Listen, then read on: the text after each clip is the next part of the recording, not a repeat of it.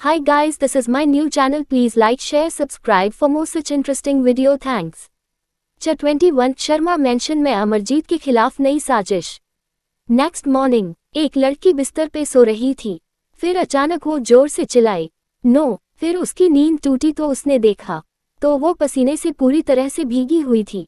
उसने खुद को शांत किया और सोचा, कितना डरावना सपना था। मुझ जैसी बदसूरत लड़की को आरुष कैसे किस चुंबन का चिन्ह कर सकता है।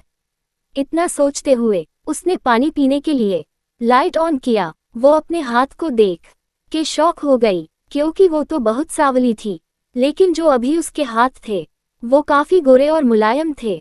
वह जैसे ही उठकर अपने आप को देखने के लिए आईने को ढूंढती है, उसकी नज़र रुद्राक्षी जाह्नवी पर पड़ती है, जो कि चारू को ही अपनी थॉट बलून चिन पर हाथ रखते हुए देख रही थी। चारू उन दोनों को नज़रअंदाज करते हुए खुद को आईने में देखती है तो चारू फिर एक एक बार और चिल्लाती है और वह शोक्ड आवाज में कहती है, क्या ये मैं हूँ? लेकिन मैं इतनी सुंदर कैसे हो सकती हूँ? जिस पर रुद्राक्षी चारू को बगल साइड से हग करते हुए कहती है, माय लिटिल सिस, ये तुम ही हो? जिस पर चारू शोक्ड होकर कहती है, लेकिन ये मैं कैसे हो सकती हूँ? जिस पर जाह्नवी चारू को एक्सप्लेन करते हुए कहती है, ये तुम्हारी मुंह बोली दीदी रुद्राक्षी का कमाल है। उसने तुम्हारी सुंदरता को पहचाना और तुम्हारे शरीर पे मौजूद टैटू को रुद्राक्षी ने एक क्रीम के द्वारा हटा दिया। और तुम्हारी सुंदरता में मेरा भी हाथ है। मैंने तुम्हारे हाथ पैरों से बड़ी आराम से उस क्रीम को हटाया जिसे हम तुम्हारे ये शॉक्ड एक्सप्रेशन देख सके। चारू को जाह्नवी की बातों से याद आता है, जब वह 15 साल की थी तो वह एक नेक्राम हाई स्कूल में पढ़ती थी। उस समय पर आयशा और वह दोनों क्लासमेट थी। उस समय आयशा ने उसे बताया कि वह अपने शरीर पर टैटू बनवाएगी तो वह राहुल को और सुंदर लगेगी, लेकिन उस समय वह उसकी बातों में आ गई। लेकिन कुछ दिनों बाद लोग उसे बदसूरत बम्किन जैसे नामों से बुलाने लगे। चारू को लगा कि यह सब इन टैटू की वजह से हुआ है, लेकिन आयशा ने उसकी बात को गलत ठहराते हुए उसे कहा कि राहुल ने मुझसे कहा कि तुम बहुत खूबसूरत लग रही हो, ये सभी लोग शायद ऐसे ही कह रहे हो। उस समय वह आयशा की बातों में आ गई, लेकिन अब उसे महसूस हुआ कि वह कितनी बेवकूफ़ थी। लेकिन एक बात सोचकर उसे खुशी हुई कि उसने ये टैटू पेरवामेंट नहीं बनवाए। उसने अपनी माँ के कहने पर सिर्फ नकली बनवाए थे, जो कि समय पर आने पर यह हटाए जा सके। चारू ने खुद को एक बार दोबारा से आईने में देखा। उसने अपनी पूरी जिंदगी में कभी नहीं सोचा था कि वह कभी इतनी सुंदर लड़की बन सकती है। फिर थोड़ी देर बाद उसकी आंखों से आंसू की सैलाब की तरह बहने लगे। ये देख रुद्राक्षी उसके आंसू को पोंछते हुए कहती है, क्या हुआ लिटिल सिस, तुम क्यों रो रही हो? जिस पर चारू रुद्राक्षी और जाह्नवी की गले लगाकर कहती है, अगर तुम दोनों मुझे नहीं मिलती तो क्या होता मेरा? जिस पर रुद्राक्षी की आंखें सर्द हो जाती है। आखिर क्या होता? उसका अंजाम रुद्राक्षी पिछले जन्म में देख चुकी है, लेकिन उसने इस जन्म में कसम खाई वह अपनी बहन को कुछ नहीं होने देगी, न ही अपने पिता को। रुद्राक्षी ने चारू की बात का जवाब देते हुए कहती है, आज है उसके बारे में सोचकर खुश हो, जो हुआ ही नहीं उसके बारे में सोचकर क्यों दुख होना। जिस पर चारू कहती है, हाँ रुद्राक्षी दीदी आपने सही कहा। जिस पर जाह्नवी मुंह बनाते हुए कहती है, अब क्या यही बातें होती रहेंगी या फिर आज कॉलेज ही नहीं जाना? जिस पर रुद्राक्षी चारू को वॉशरूम में गई। थोड़ी देर बाद ही वो वॉशरूम से बाहर आई। उसने लाइट कलर के पिंक कलर का बाथरोब पहना हुआ था, जिसमें वह बेहद खूबसूरत लग रही थी।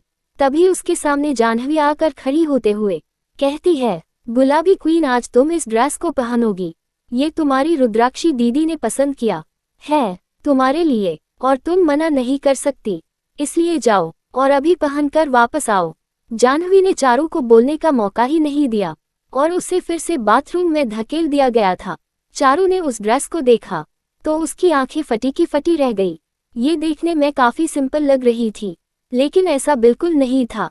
उसके कैलाश पापा का बिजनेस कपड़ों का होने के कारण वह बता सकती थी कि इस ड्रेस की कीमत, जो कि क्रॉप टॉप के साथ एक ब्लू कलर की जीन्स थी, उसकी कीमत लाखों में थी। चारू जैसे ही उन्हें पहनकर बाहर निकलती है, जाह्नवी उसकी खूबसूरती की तारीफों के फुलजारे चारू पर बरसा देती है। वही जाह्नवी जो कि रुद्राक्ष को कल के लिए हॉस्टल ड्रॉप करने के लिए शुक्रिया बोलने वाली थी, वह जाह्नवी की आवाज से उसका ध्यान चारू की तरफ चला गया, जिसे रुद्राक्षी का नुकसान ये हुआ कि उसके बिना भेजे ही दूसरी और मैसेज सेंड हो गया था। वही दूसरी और रुद्राक्ष के अपार्टमेंट में, जो कि लैपटॉप पर अपना काम कर रहा था। उसका ध्यान अपने फोन पर हो रहे सुनाम अपनी ओर खींचा, जिस पर लिखा था लिटिल वाइफी। वही एक और इंसान था जिसका ध्यान भी रुद्राक्ष के मोबाइल स्क्रीन पर था। उसकी आंखों ने जल्द ही उस शब्दों को अपनी जबान पर उतार लिया और उसने रुद्राक्ष के फोन पर अपना दावा बोल दिया। लेकिन रुद्राक्ष शौर्य से तेज था। उसने अपने फोन को अपने हाथों में पकड़ लिया और शौर्य को कोल्ड आंखों से देखा, जिसे शौर्य ने अपनी आंखें नीचे झुका ली और अपना काम करने लगा। ये देखकर रुद्राक्ष ने लिटिल वाइफी सेव कर रहे नंबर पर क्लिक किया और जल्द ही रुद्राक्षी द्वारा भेजे गए मैसेज को पढ़ा, जिसमें उसे कल के लिए आकाश द्वारा उन्हें हॉस्टल तक पहुंचाने के लिए थैंक्स कहा और उसके परिवार के साथ डिनर मीटिंग मैसेज का रिप्लाई किया। शौर्य, जो कि अपनी आंखों की किनारों से रुद्राक्ष को ही देख रहा था, वह अपने क्यूरियोसिटी जाने से नहीं रोक सका कि रुद्राक्षी का मैसेज क्या आया है। रुद्राक्ष को भी लेडीज की तरह क्यूरियोसिटी, जो कि शौर्य में थी, उसके बारे में जानते हुए रुद्राक्ष अपना फोन शौर्य की तरफ बढ़ा देता है, जिसे शौर्य खुश होते हुए उसे जल्द ही पकड़ लिया और मैसेज बॉक्स पर दावा बोल दिया। मैसेज पढ़ने के बाद शौर्य का मूड थोड़ा खराब हो गया। वह थोड़ा उदास भरी आवाज में कहता है, क्या तुम्हारी लिटिल वाइफ बिल्कुल भी रोमांटिक नहीं है? जिस पर रुद्राक्ष कुछ नहीं कहता है। शौर्य अपनी बात को आगे बढ़ाते हुए कहता है, क्या तुम्हारी लिटिल वाइफ को पता है तुम अपनी पहचान उजागर करने वाले हो? जिस पर रुद्राक्ष कहता है, मैं ये सब उसके लिए नहीं कर रहा हूँ, मैं ये सब उसे के लिए कर रहा हूँ, जिसे वो खुद उस मिशन को ले, जिसे मैं उस सेवेन स्पेशलिस्ट डॉक्टर के पास पहुँच कर मैं अपनी दादी की जान बचा सकूं। शौर्य रुद्राक्ष की बात को समझकर कुछ नहीं कहता है। आखिर रुद्राक्ष उस सेवेन स्पेशलिस्ट डॉक्टर को 4 सालों से ढूंढ रहा है। रुद्राक्ष को कुछ सूत्रों से पता चला है कि अक्सर एक और वह दुनिया का नंबर 1 जीनियस डॉक्टर कई बार एक जगह पर देखे गए हैं, इसलिए उसे लगता है कि वह ये तक पहुंच गया तो उस सेवेन स्पेशलिस्ट डॉक्टर की पहचान बहुत जल्द उजागर हो जाएगी। तभी वहां पर आकाश आते हुए कहता है, बॉस कार तैयार है, जिस पर रुद्राक्ष उसे जाने का साइन देता है। शौर्य, जो कि शुरू से ही रुद्राक्ष के साथ रहता था, वह भी मुस्कुराकर कहता है, क्या तुम लिटिल गर्ल को अपने बारे में बताओगे तो मुझे भी पार्टी में साथ लेकर जाना। इतना कह वह रुद्राक्ष के जवाब का इंतजार किए बिना वहां से 9-2-11 हो जाता है। जैसे अगर वह यहाँ रुका तो रुद्राक्ष उसे मना कर देगा।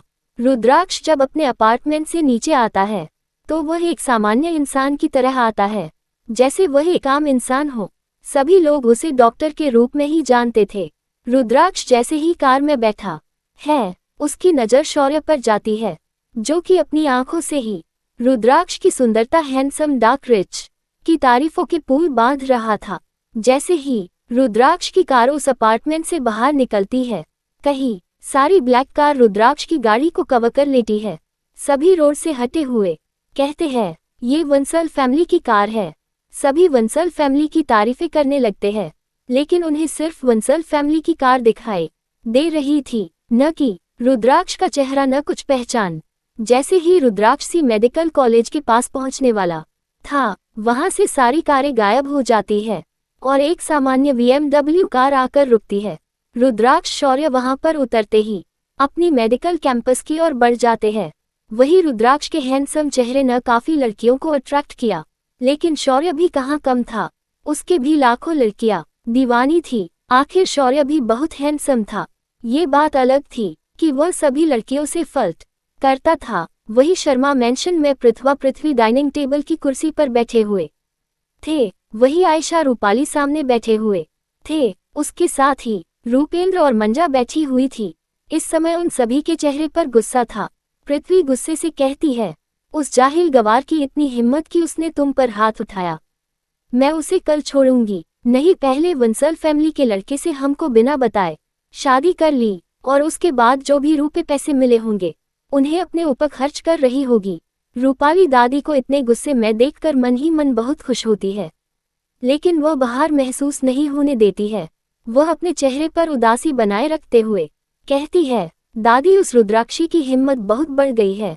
अगर अमरजीत चाचा ने अपनी जायदाद और शर्मा हाउस कंपनी डेट के नाम नहीं करी तो वह दिन दूर नहीं जिस दिन वह रुद्राक्षी हमें इस घर से निकाल फेंके। पृथ्वी और रूपेंद्र मंजा आयशा सभी को रूपाली की बात सही लगती है। अभी जो उनके हालात थे उनके हिसाब से अगर अमरजीत ने खर्चे के लिए रुपए नहीं दिए तो उन्हें रोड पर ही आना पड़ेगा। पृथ्वी अपना फोन उठा कर मिलाते हुए कहती है, मैं उस अमरजीत को ऐसा कभी नहीं करने दूंगी। कुछ रिंग बाद कॉल पिक किया जाता है। पृथ्वी अपनी आवाज को मीठा करते हुए कहती है, अमरजीत बेटा बहुत दिन हो गए तुम मिलने नहीं आते हो। जिस पर अमरजीत अपनी कोल्ड आवाज में कहता है, मैं बहुत बिजी हूँ माँ। जिस पर पृथ्वी मुस्कुराते हुए कहती है, कोई बात नहीं बेटा, लेकिन हमने कल तुम्हारी जन्मदिन का केक बर्थडे पार्टी रखी है, तुम्हें और रुद्राक्षी को आना है। हम तुम्हारे कल के दिन को खास मनाना चाहते हैं।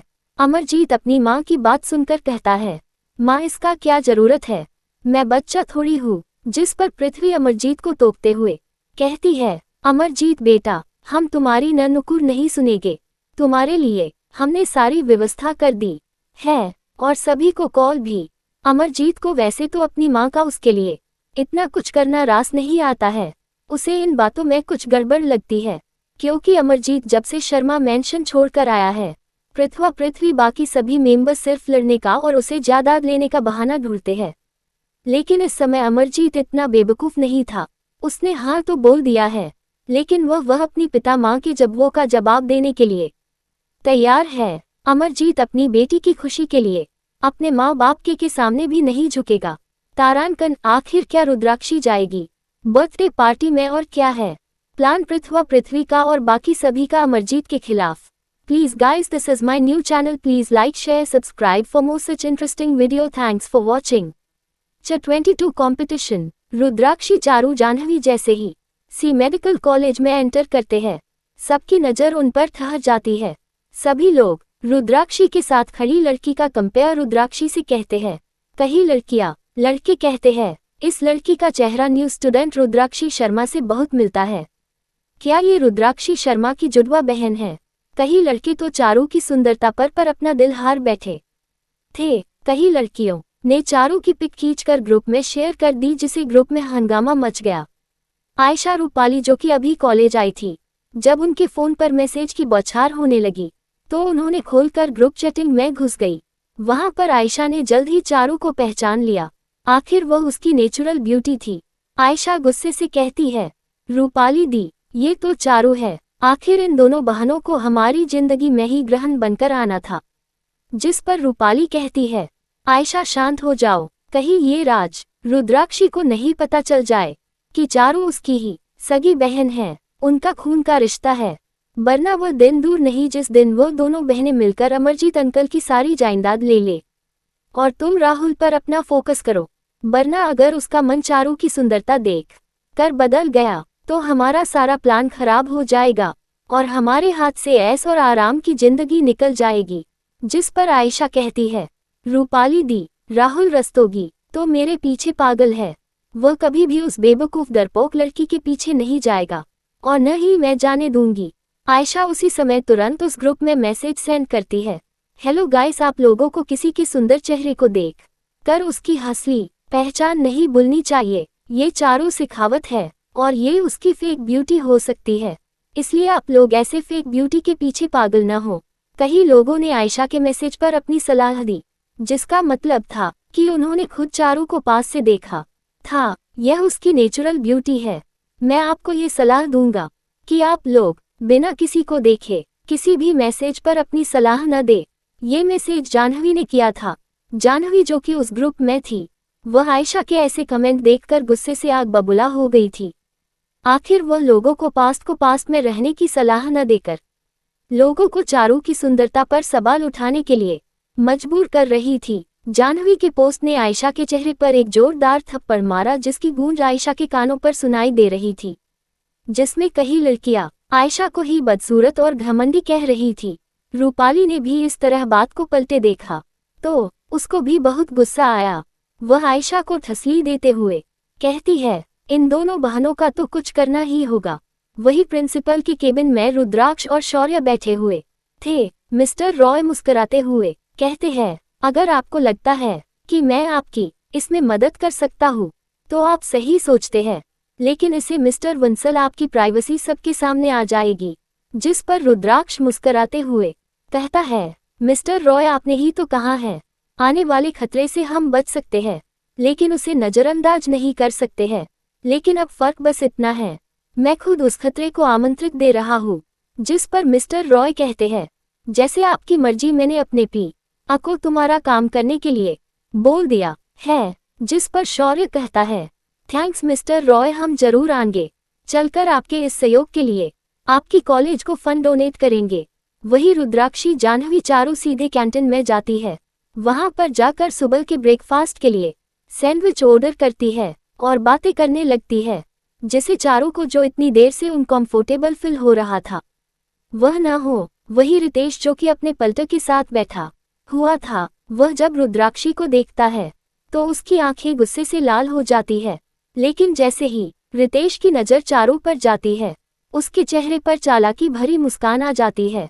वह खुश होते हुए कहते हैं, बदसूरत बनी खूबसूरत परी, बड़ा मजा आएगा इस बिल्ली को सबक सिखाने में। अब मैं बताता हूँ मैं कैसे तुम दोनों से अपनी बेइज्जती का बदला लेता हूँ।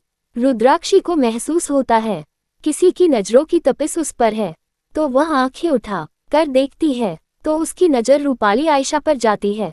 रुद्राक्षी उन पर एक अपनी कोर नज़र डालकर अपना ब्रेकफास्ट करके वहां से अपनी क्लास के लिए निकल जाती है। रूपाली आयशा को बहुत गुस्सा आता है जब 3 बिल्लियों के द्वारा उन्हें नज़रअंदाज किया जाता है। रुद्राक्षी की नज़र एक लिस्ट कंपटीशन पर पड़ती है, जिसे पढ़कर उसकी भौहें खस जाती है।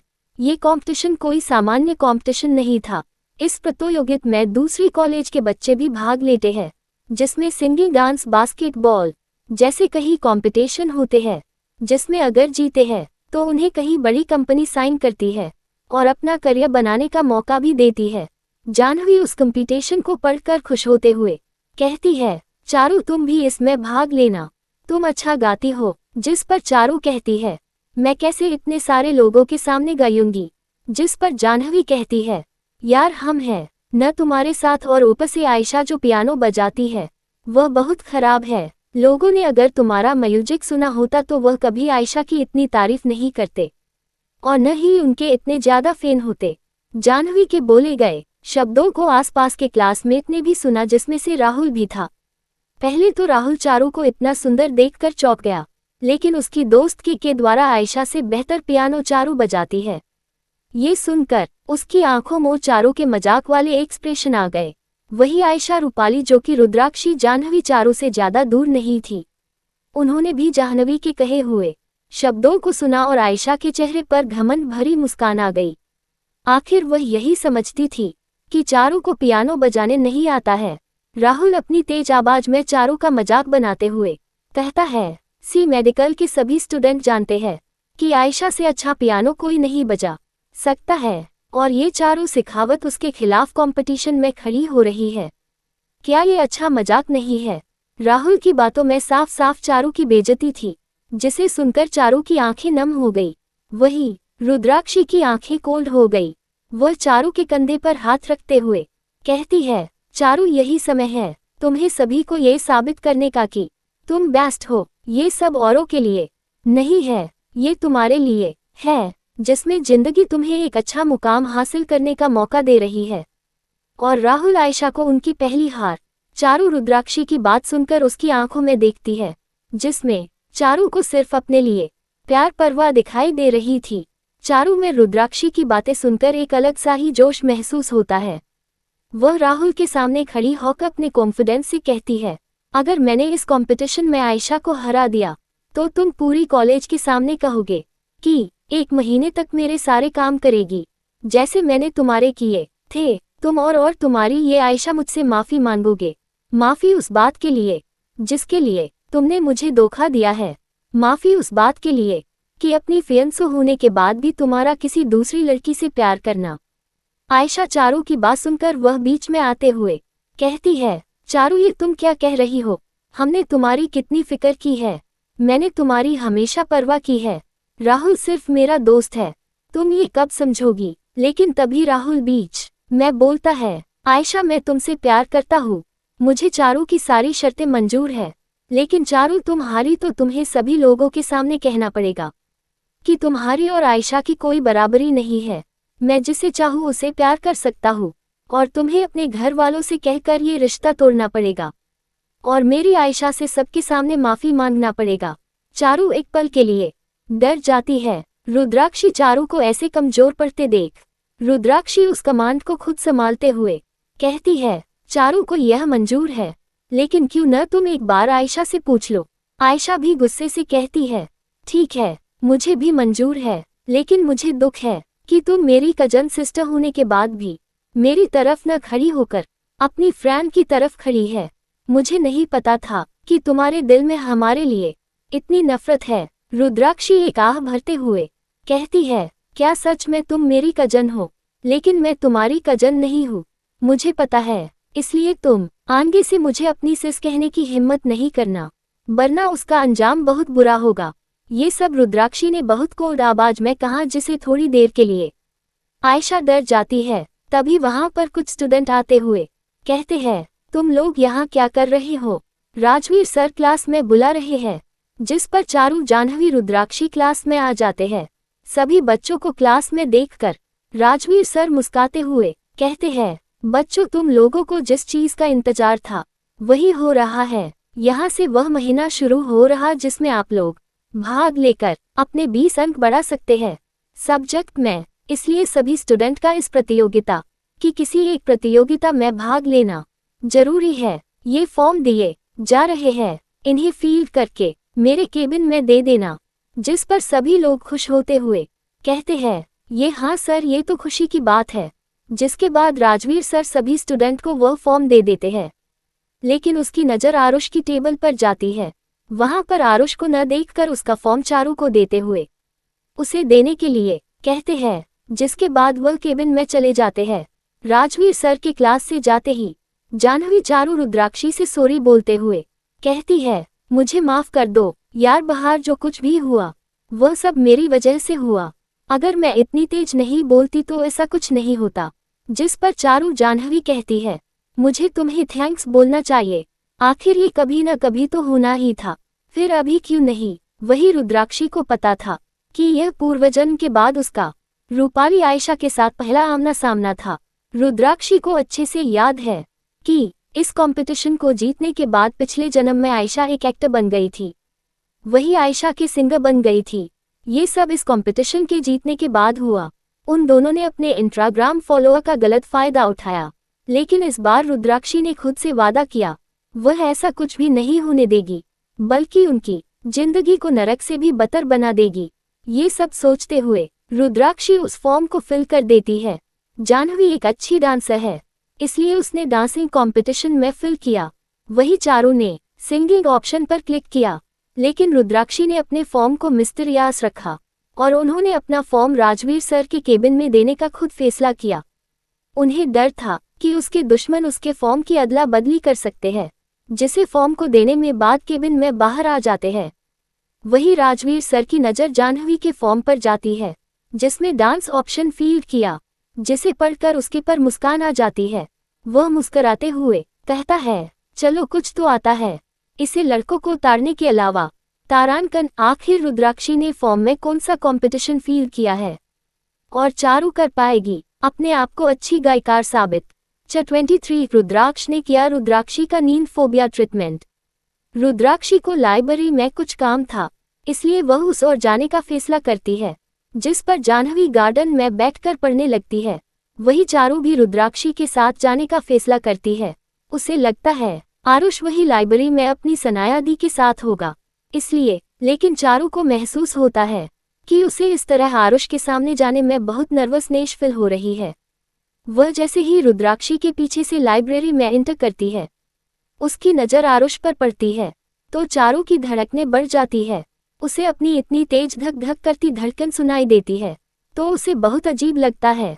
आखिर इस फीलिंग से वह पहले अनजान थी, उसके लिए यह नया है। रुद्राक्षी अपनी बहन पर एक नज़र डालती है तो उसे महसूस हो जाता है कि चारू के दिल में आरुष अपनी जगह बना रहा है। आखिर रुद्राक्षी को कैसे समझ नहीं आता, आखिर उसकी पिछली जन्म का एक्सपीरियंस है। वह चारू को देख कर फिर कैसे उसकी फीलिंग को कैसे नहीं समझ पाती। लेकिन सवाल ये उठा है कि आरुष भी उसे पसंद करता है। ये सब रुद्राक्षी ने नजरअंदाज करते हुए अपने लिए पढ़ने के लिए बुक देखने लगी। आखिर कुछ चीजें होती है जिनमें अपनी दिमाग लगाना सही नहीं है। अभी उसकी बहन छोटी है, इसलिए वह सिर्फ जरूरत पड़ने पर ही उनकी इस फील्ड में एंटर करना पसंद करेगी। वही चारू हिम्मत करके आरुष के पास जाकर उसके सामने फॉर्म बढ़ा देती है। एक बार के लिए तो आरुष चारू को देखता ही रह जाता है। वह उसको पहचान नहीं पाता है, जिससे चारू के दिल की धड़कन बढ़ जाती है। उसके गाल रेड हो जाते हैं। वही रुद्राक्षी बुक लेते हुए जाते हुए चारू की तरफ बिना देखे कहती है, चारू मैंने बुक ले ली है, मुझे कुछ काम है, मैं बाहर जा रही हूँ, अगर तुम्हें जरूरत पड़े तो मैं कॉल करना। जिस पर चारू कहती है, ठीक है रुद्राक्षी दीदी, मैं आपको कॉल कर लूंगी। वही आरुष को जैसे ही समझ आता है ये ब्यूटीफुल लड़की चारू है, वह शौक्ड आवाज में कहता है, तुम बहुत सुंदर लग रही हो। जिस पर चारू अपना सिर हिलाते हुए कहती है, थैंक्स। सनाया, जो कि कब से अपनी बुक में पढ़ रही थी, वह अपने भाई को किसी की खूबसूरती की तारीफ करते देख उस लड़की की तरफ देखती है, तो वह भी चारू की तारीफ करती है और अपने भाई की तरफ देखकर कहती है, वैसे चारू तुम्हें पता है तुम बड़ी लकी हो, आज मेरे छोटे भाई ने किसी लड़की की पहली बार तारीफ की है। जिस पर चारू आरुष की तरफ देखने लगती है। वही आरुष चारू को अपनी ओर देखता पाकर अपनी नजरें चुराने लगता है और उसकी नजर उस फॉर्म पर फॉर्म जाती है। वह उस फॉर्म को देखता है। आरुष को ऐसे उस फॉर्म को देखते पाकर चारू उस फॉर्म को आरुष के हाथ में थमाते हुए कहती है, राजवीर सर ने इस फॉर्म को मुझे तुम्हें देने के लिए कहा, मुझे कुछ काम है, मैं चलती हूँ, तुमको ये फिल करके राजवीर सर को देना है। आरुष चारू को ऐसे हड़बड़ाते हुए जाते देख उसे देखते ही रह जाता है। वही सनाया आरुष का ध्यान अपनी ओर खींचने के लिए खांसते हुए कहती है, क्या वो तुम्हें इतनी पसंद है? जिस पर आरुष अपनी बहन की तरफ मुस्कुराकर देखते हुए कहता है, सनाया दीदी, मुझे जरूरी काम है, इसलिए मैं चलता हूँ, मैं आपसे कल मिलता हूँ।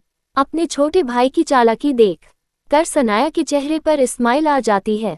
पागल इंसान अपनी दिदू से छुपाने की कोशिश कर रहा है, मुझसे छुपाना इतना आसान नहीं होगा।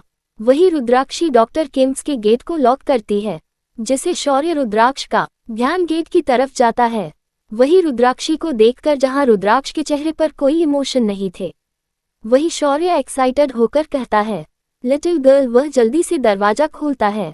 रुद्राक्षी अपने चेहरे पर बिना किसी भाव के अपने सामने शौर्य के मुस्कुराते चार्मिंग हैंडसम चेहरे को देखती है, फिर अपनी नज़र घुमाकर उस डॉक्टर कैंपस के चारों ओर घुमाती है, जैसे वह किसी इंसान को ढूंढ रही हो।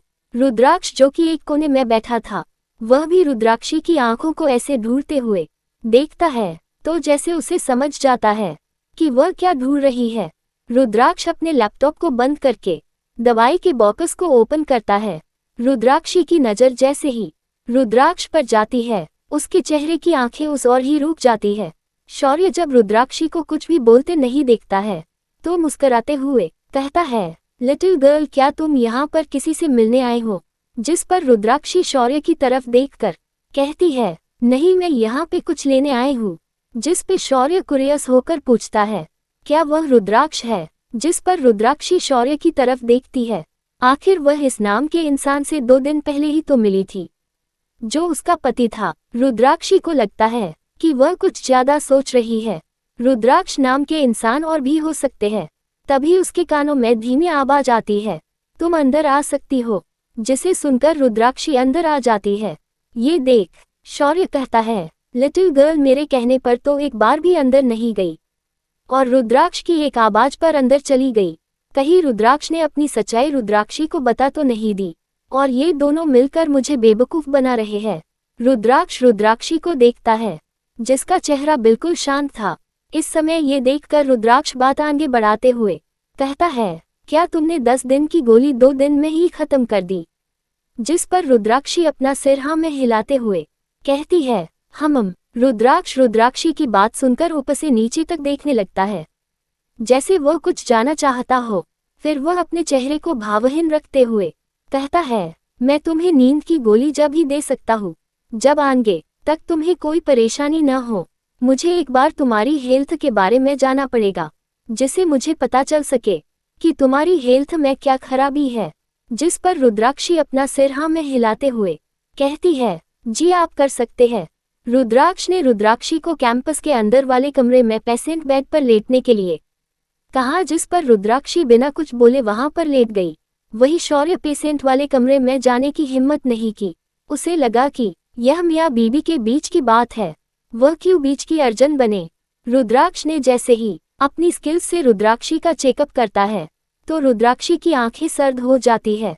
आखिर रुद्राक्षी दुनिया की बेस्ट डॉक्टर थी, फिर वह कैसे दूसरे डॉक्टर के काम तरीके से नहीं पहचान सकती थी कि जो हाथ जो नीडल थेरेपी उस पर की जा रही है वह सामान्य डॉक्टर इतनी आसानी से नहीं कर सकता। यह कोई बेस्ट सर्जन डॉक्टर ही हो सकता है। इन सभी सोचों में रुद्राक्षी की आंखें बंद हो जाती है। रुद्राक्षी की आंख बंद होते ही रुद्राक्ष उन नींदलेस को निकाल लेता है और फर्स्ट एड किट में रख लेता है। रुद्राक्ष अपने हाथों को बढ़ाकर रुद्राक्षी के चेहरे को छूने लगता है, जिसके चेहरे पर दुनिया भर की मासूमियत दिख रही थी। रुद्राक्ष को महसूस होता है रुद्राक्षी की स्किन किसी छोटे बच्चे की तरह सॉफ्ट है, लेकिन रुद्राक्ष किसी गहरी सोच में डूबा हुआ था। आखिर उसे ऐसा महसूस होता है उसके सामने लेटी लेडीज की का शरीर इतना सामान्य नहीं है। उसके शरीर में इतनी बड़ा नींद को लेकर फोबिया सामान्य नहीं था। ये फोबिया ऐसे लोगों को होता है जो कि दिन रात मेहनत करते हैं और कई दिनों तक नहीं सोते हैं। ये आगे जाकर जानलेवा हो सकता है अगर इस पर अभी कंट्रोल नहीं किया गया तो। रुद्राक्ष रुद्राक्षी को वहीं पर आराम करते हुए छोड़कर उस पेशेंट रूम से बाहर आता है तो उसकी नज़र शौर्य पर पड़ती है, जो कि उसे ही शरारती मुस्कान लिए देख रहा था। लेकिन रुद्राक्ष के चेहरे का कोई भाव नहीं बदलता है। वह अपनी सोच में डूबे हुए ही अपनी डेस्क की कुर्सी पर सिर टिकाए बैठ जाता है। शौर्य रुद्राक्ष को ऐसे आंखें बंद करते हुए देख उसे लगता है कुछ प्रॉब्लम है, इसलिए शौर्य भी सीरियस होते हुए पूछता है, क्या हुआ, क्या कुछ परेशानी है। जिस पर रुद्राक्ष अपनी आंखें खोलते हुए रुद्राक्षी की हेल्थ कंडीशन के बारे में बताता है, जिसे सुनकर शौर्य शोकद आवाज में कहता है, लेकिन वह तो सिर्फ 18 साल की है और 2 महीने बाद 19 साल की होने वाली है। क्या ये उसके लिए बहुत बड़ी बीमारी नहीं है? क्या लिटिल गर्ल हम सबको छोड़कर जल्दी चले जाएगी? जिस पर रुद्राक्ष शौर्य से कहता है, मैं ऐसा कभी नहीं होने दूंगा। अब रुद्राक्षी मेरी पत्नी है और मेरा फर्ज बनता है उसका ख्याल रखने का। मैं उसका ख्याल रखूंगा, मैं करूंगा उसका ट्रीटमेंट। जिस पर शौर्य कहता है, हाँ तुम बेस्ट डॉक्टर आते हो दुनिया के दूसरे और मुझे विश्वास है तुम अपनी पत्नी को सुरक्षित बचा सकते हो। वही दूसरी और चारू जाह्नवी जब देखती है कि रुद्राक्षी अभी तक नहीं आई और कॉलेज बंद होने वाला है, ये सोचकर कि रुद्राक्षी किसी काम से बाहर गई है, वह अपने हॉस्टल के लिए चली जाती है। वही 2 लोग और थे जो कि रुद्राक्षी को पूरे कॉलेज में ढूंढ रहे थे। वह थे आयशा और रूपाली। रूपाली गुस्से से कहती है, आखिर ये लड़की ऐसे कहाँ गायब हो गई? ये कोई भूत प्रेत तो नहीं है? अगर ये अमरजीत अंकल के जन्मदिन का केक बर्थडे पार्टी में नहीं आई तो सब कुछ बर्बाद हो जाएगा। क्या पता अमरजीत अंकल हमारी बातों को झूठा माने। जिस पर आयशा कहती है, क्यों न अमरजीत अंकल को ही हम बोल दे कि वह रुद्राक्षी को बता दे वह हमें कॉलेज नहीं मिली।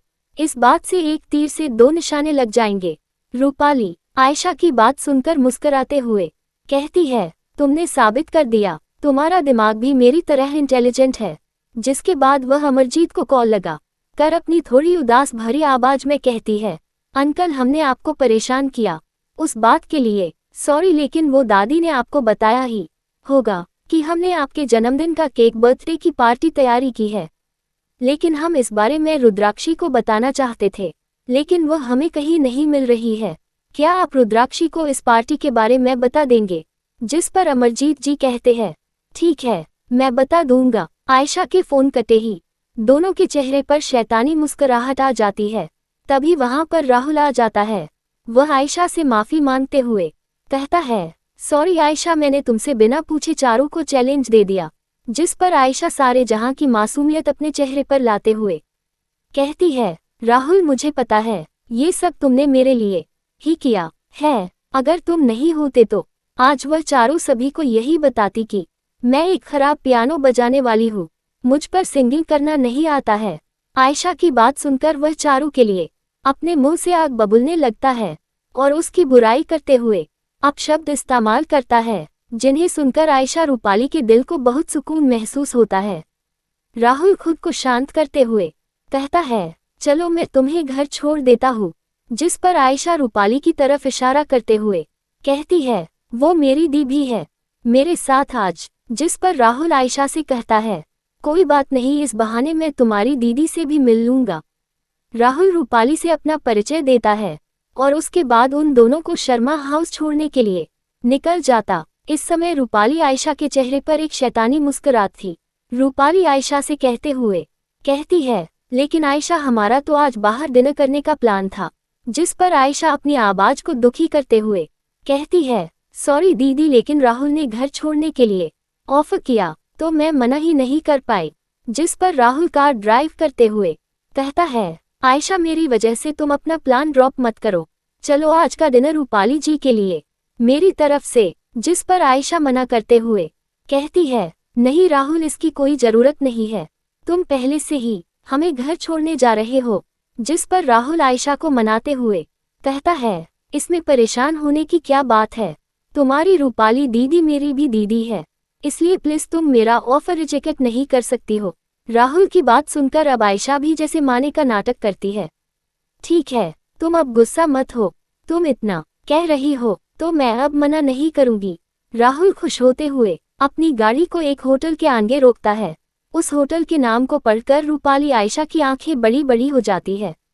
आयशा अपनी एक्साइटेड आवाज में कहती है, राहुल क्या ये वही होटल है जहां पर लोग 1 महीने पहले बुकिंग है खाना खाने के लिए। जिस पर राहुल आयशा को इम्प्रेस करते हुए कहता है, हाँ यहाँ पर हमारा एक रूम हमेशा बुक रहता है, ये वसल कॉर्पोरेशन का बेस्ट होटल में से एक है, यहाँ के खाने बहुत डिलीशियस होते हैं। खाने की तारीफ और होटल नार्जो का नाम पढ़कर ही आयशा रूपाली के मुंह में पानी आ जाता है। राहुल कार को पार्किंग में लगाकर आयशा रूपाली के लिए दरवाजा खोलता है और दोनों को अपने बुकिंग रूम में लेकर आता है। जल्द ही वहां पर एक सर्वेंट आकर अपना ऑर्डर लेकर वहां से चला जाता है और कुछ ही देर में वहां पर खाने की डिशेज की लाइनें लग जाती है। आयशा रूपाली जैसे ही खाना चखती है, उनके मुंह से निकलता है, वाओ ये कितना स्वादिष्ट भोजन है, मैंने आज तक ऐसा स्वादिष्ट भोजन नहीं खाया। थोड़े समय में ही रूपाली आयशा पूरे खाने को चख कर जाती है, वही राहुल सिर्फ कुछ डिश ही टेस्ट कर पाता है। राहुल जैसे ही एंट्रेंस पर अपना बिल चुकाने के लिए कार्ड गाता है, रूपाली आयशा उस खाने का 5 लाख का बिल देख कर चौंक जाती है, लेकिन वह ऐसा व्यवहार करती है जैसे उन्होंने बिल देखा ही नहीं है। राहुल आयशा रूपाली को घर पर ड्रॉप करता है, वही आयशा रूपाली राहुल को वहां से जाते ही चिल्लाते हुए कहती है, आज हमने 5 लाख का डिनर किया था, लगता है मिस्टर रस्तोगी फैमिली के पास काफी पैसे हैं जो कि तुम्हारी सारी जरूरत को पूरा कर सकते हैं। जिस पर आयशा कहती है, रूपाली दीदी रेहान कपूर तो बहुत अमीर है, उनकी कार नहीं देखी, वह कितनी महंगी है। जिस पर रूपाली कहती है, हाँ उसकी कीमत करोड़ों में है, बस एक बार शादी हो जाए फिर उसकी सारी जायदाद सारी मेरी हो जाएगी। तारांकन क्या रुद्राक्ष कर पाएगा? रुद्राक्षी के नींद के फोबिया को सही और रुद्राक्षी कराएगी रुद्राक्ष पर अपना इलाज। 24 अमरजीत की रुद्राक्षी की जब नींद टूटी है, जब तक रात हो चुकी थी, वह उठकर अपने चारों ओर देखती है तो उसे याद आता है कैसे उस डॉक्टर ने उसे नीडलेस पिंचर द्वारा सुला दिया गया था। रुद्राक्षी को अभी भी याद है कि उसने कैसे पिछले कुछ सालों में कितनी मेहनत की है, जिसके चलते उसको ये इतनी गंभीर बीमारी बन गई कि उसे कभी कभी अक्षय के द्वारा अपने आप को हिप्नोटाइज भी करवाना पड़ता है जिसे वो कुछ देर सो सके। रुद्राक्षी जैसे ही उस पेशेंट रूम से बाहर निकलती है, उसकी नज़र रुद्राक्ष और शौर्य पर पड़ती है जो कि उसी को देख रहे थे। रुद्राक्षी अपने चेहरे पर बिना किसी इमोशन लाए रुद्राक्ष के आगे अपना हाथ बढ़ा देती है, जिस पर रुद्राक्ष अपने हाथ में रखी नींद की गोलियों को रुद्राक्षी को देते हुए कहता है, मैंने तुम्हारा चेकअप किया है, तुम जब चाहो यहाँ आ सकती हो, मैं तुम्हारा ट्रीटमेंट कर सकता हूँ। जिस पर रुद्राक्षी रुद्राक्ष की तरफ देख कर कहती है, ठीक है मैं आ जाया करूँगी, लेकिन तुम अपनी पेमेंट बता दो। जिस पर रुद्राक्ष कहता है, तुम्हारे इलाज की पेमेंट बस इतनी है कि तुम्हें हमारे लिए डिनर बनाना पड़ करेगा, वरना फिर कोई बात नहीं अगर तुम नहीं बनाना चाहती हो तो। जिस पर रुद्राक्षी कहती है, मैं कल से 8 बजे खाना बनाने आ जाया करूंगी। और रुद्राक्षी उन गोली को लेते हुए थैंक्स बोलकर वहां से चली जाती है। वही शौर्य रुद्राक्ष से कहता है, क्या वो इतनी आसानी से मान गई? जिस पर रुद्राक्ष भी रुद्राक्षी की परछाई को देखते हुए कहता है, हाँ वो इतनी जल्दी मान गई, मुझे भी विश्वास नहीं हो रहा है। शौर्य सोचते हुए कहता है, क्या उसे अपनी हेल्थ के बारे में पता है? जिस पर रुद्राक्ष कहता है, शायद तभी वह इतनी जल्दी मान गई। जिस पर शौर्य कहता है, क्या तुम्हारी लिटिल वाइफ थोड़ी रूड नहीं है? जिस पर रुद्राक्ष अपनी कोल्ड आंखों से शौर्य को घूरते हुए कहता है, वह रूड नहीं है, बस कम बोलती है। जिस पर शौर्य कहता है, क्या तुम्हें नहीं लगता तुम्हारी वाइफ में कुछ गड़बड़ है? जिस पर रुद्राक्ष शौर्य को घूरते हुए कहता है, बिल्कुल भी नहीं, और तुम्हें अब काम करना चाहिए, भूलो मत हम यहाँ क्यों आए हैं। जिस पर शौर्य अपनी डेस्क पर बैठे हुए कंप्यूटर पर टाइपिंग करते हुए कहता है, एक तारांकन को ढूंढने के लिए, लेकिन अभी ऐसा कोई स्टूडेंट या इंसान नहीं मिला है जिस पर हमारा शक जा सके। जिस पर रुद्राक्ष कहता है, तारांकन एक पागल नहीं है जो तुम्हें खुलेआम मिल जाएगा। रुद्राक्षी जैसे ही सी मेडिकल कैंपस से बाहर निकली उसने अपना बैग सर्च किया, जिसमें उसे अपना फोन किया। फोन ओपन करने के बाद की आंखें तितली की तरह फड़फड़ाई। ये पापा के इतने सारे मिस कॉल और चारों के भी। रुद्राक्षी ये देखकर घबरा गई। रुद्राक्षी ने सबसे पहले अमरजीत को फोन किया, दूसरी ओर से कुछ रिंग जाने के बाद पिकअप किया गया। रुद्राक्षी ने अपनी मीठी आवाज में कहा, पापा आप ठीक तो है? इतनी मिस कॉल। जिस पर अमरजीत कहते हैं, रुद्री बेटा मैं बिल्कुल ठीक हूँ, मुझे तो तुम्हारी फिक्र हो रही थी। जिस पर रुद्राक्षी कहती है, पापा बताओ क्या कुछ हुआ है जो आप बताना नहीं चाहते हो? जिस पर अमरजीत जो सब बता देते हैं, जो कि आयशा ने बताया था और पृथ्वी का कॉल आया था। जिस पर रुद्राक्षी कहती है, ठीक है पापा हम आ जाएंगे। जिसके बाद रुद्राक्षी ने कुछ देर अमरजीत से बात की और कॉल रख दिया। रुद्राक्षी जब हॉस्टल पहुंची तो काफी लेट हो चुका था। चारू जाह्नवी रुद्राक्षी को वापस आता देखकर खुश हो गए। उन्हें बिल्कुल भी विश्वास नहीं था कि रुद्राक्षी यहाँ वापस आएगी, क्योंकि उन्हें लगा कि रुद्राक्षी घर को चले गई है। रुद्राक्षी ने उनको समझाया कि मुझे जरूरी काम था इसलिए मैं नहीं आ पाई। जिसके बाद चारू जाह्नवी ने भी रुद्राक्षी को ज्यादा फोर्स नहीं किया। अगले दिन तारांकन अमरजीत की जन्मदिन की पार्टी थोड़ी देर में ही शुरू होने वाली थी। मंजा अपनी तेज आवाज में कहती है, भाई साहब क्या रुद्राक्षी पार्टी में नहीं आने वाली है? ये सुनकर अमरजीत का चेहरा डार्क हो गया और उन्होंने जवाब दिया, रुद्री आती ही होगी। मंजा इस मौके को हाथ से जाने देना नहीं चाहती थी, इसलिए उसने कहा, आयशा रूपाली ने रुद्राक्षी को कहीं कॉल किए, लेकिन लगता है कि आज तुम्हारा जन्मदिन है। वह बाहर एंजॉय करते हुए इसके बारे में भूल गई है। मंजा की आवाज न तो तेज थी और न ही धीमी, बस इतनी थी कि उसके आसपास मौजूद अमरजीत के कई साथी उसे सुन सके। पृथ्वी अमरजीत के पास आकर कहते हैं, बेटा कोई बात नहीं, अगर रुद्राक्षी नहीं आती है तो आयशा रूपाली ने हमेशा ही एक बेटी का फर्ज निभाया है। हर कोई इसके बारे में बात कर रहा था। यह उसके डैड का जन्मदिन है लेकिन वह यहाँ नहीं है। यह अफसोस की बात है कि अमरजीत अपनी बेटी के साथ इतना अच्छा बिहेव करते हैं लेकिन बेटी को उनकी परवाह नहीं। मैंने सुना है कि आयशा रूपाली इंटेलिजेंट लड़की है और खूबसूरत भी, वही रुद्राक्षी का नेचर खराब है और उसने बहुत सी चीजें की जो कि एक बुरी महिला की पहचान है। वह पढ़ाई में भी बहुत खराब है और कई सब्जेक्ट में फेल हो चुकी है। अगर वह मेरी बायोलॉजिकल बेटी होती तो मैं उसके साथ रिश्ते तोड़ लेती। एनीवे रूपाली आयशा कितनी एक्सीलेंट है। उद्धरण चिन्ह विस्मयादिबोधक चिन्ह। जैसे ही रुद्राक्षी दरवाजे पर पहुंची उसने दरवाजे पर कई लोगों को उसके बारे में इस तरह की बात करते सुना। उसने अपने होठों को मोड़ा और पूरे दरवाजे को धक्का देकर खोल दिया। बाकी मेहमानों की आंखों में लड़की अपनी मेहरून गाउन में स्वर्ग से एक अप्सरा की तरह चमक रही थी। तारांकन, उसने अपनी एलिगेंट आवाज में कहा, किसने कहा मैं आज नहीं आऊंगी? रुद्राक्षी ने आज एक गोल्डन चमकदार ड्रेस कैरी की हुई थी जो उसकी थाई तक आ रही थी। चमकदार लेकिन एग्जैजरेटेड नहीं। वही रूपाली आयशा ने वालेशन की ड्रेस पहनी हुई थी जिसकी कीमत लाखों में थी, लेकिन वह अपनी माँ की तरह लग रही थी। उनकी तुलना में रुद्राक्षी ज्यादा प्यारी और अट्रैक्टिव लग रही थी। रुद्राक्षी अपने पिछले जीवन में खुद को मच्योली तरीके से तैयार करती थी और अपनी ओरिजिनल चमक को ढक लेती थी। असल में वह आयशा रूपाली से कहीं ज्यादा सुंदर थी। आयशा रूपाली रुद्राक्षी की खूबसूरती के सामने एक काले डबे के दाग की तरह लगती थी। असल में वह रूपाली आयशा से ज्यादा सुंदर थी और उसकी सुंदरता मुंबई में भी मशहूर थी। आज उसने अपनी हाई हील उतार दिए थे और अपनी असली सुंदरता लोगों के सामने दिखते मेरी जाने शूज चुने थे। जिस समय रुद्राक्षी ने कमरे में एंटर किया, एक फिल्म से निकली एक बेमिसाल फेमस फिगर की तरह उसने सबका ध्यान अपनी ओर खींच लिया और उसके पीछे आ रही दो महिला ने भी सबको अट्रैक्ट किया, जो कि चारों ओर जाह्नवी थी, जिन्होंने एक लॉन्ग ब्लैक अपने घुटनों से नीचे तक ड्रेस कैरी की थी।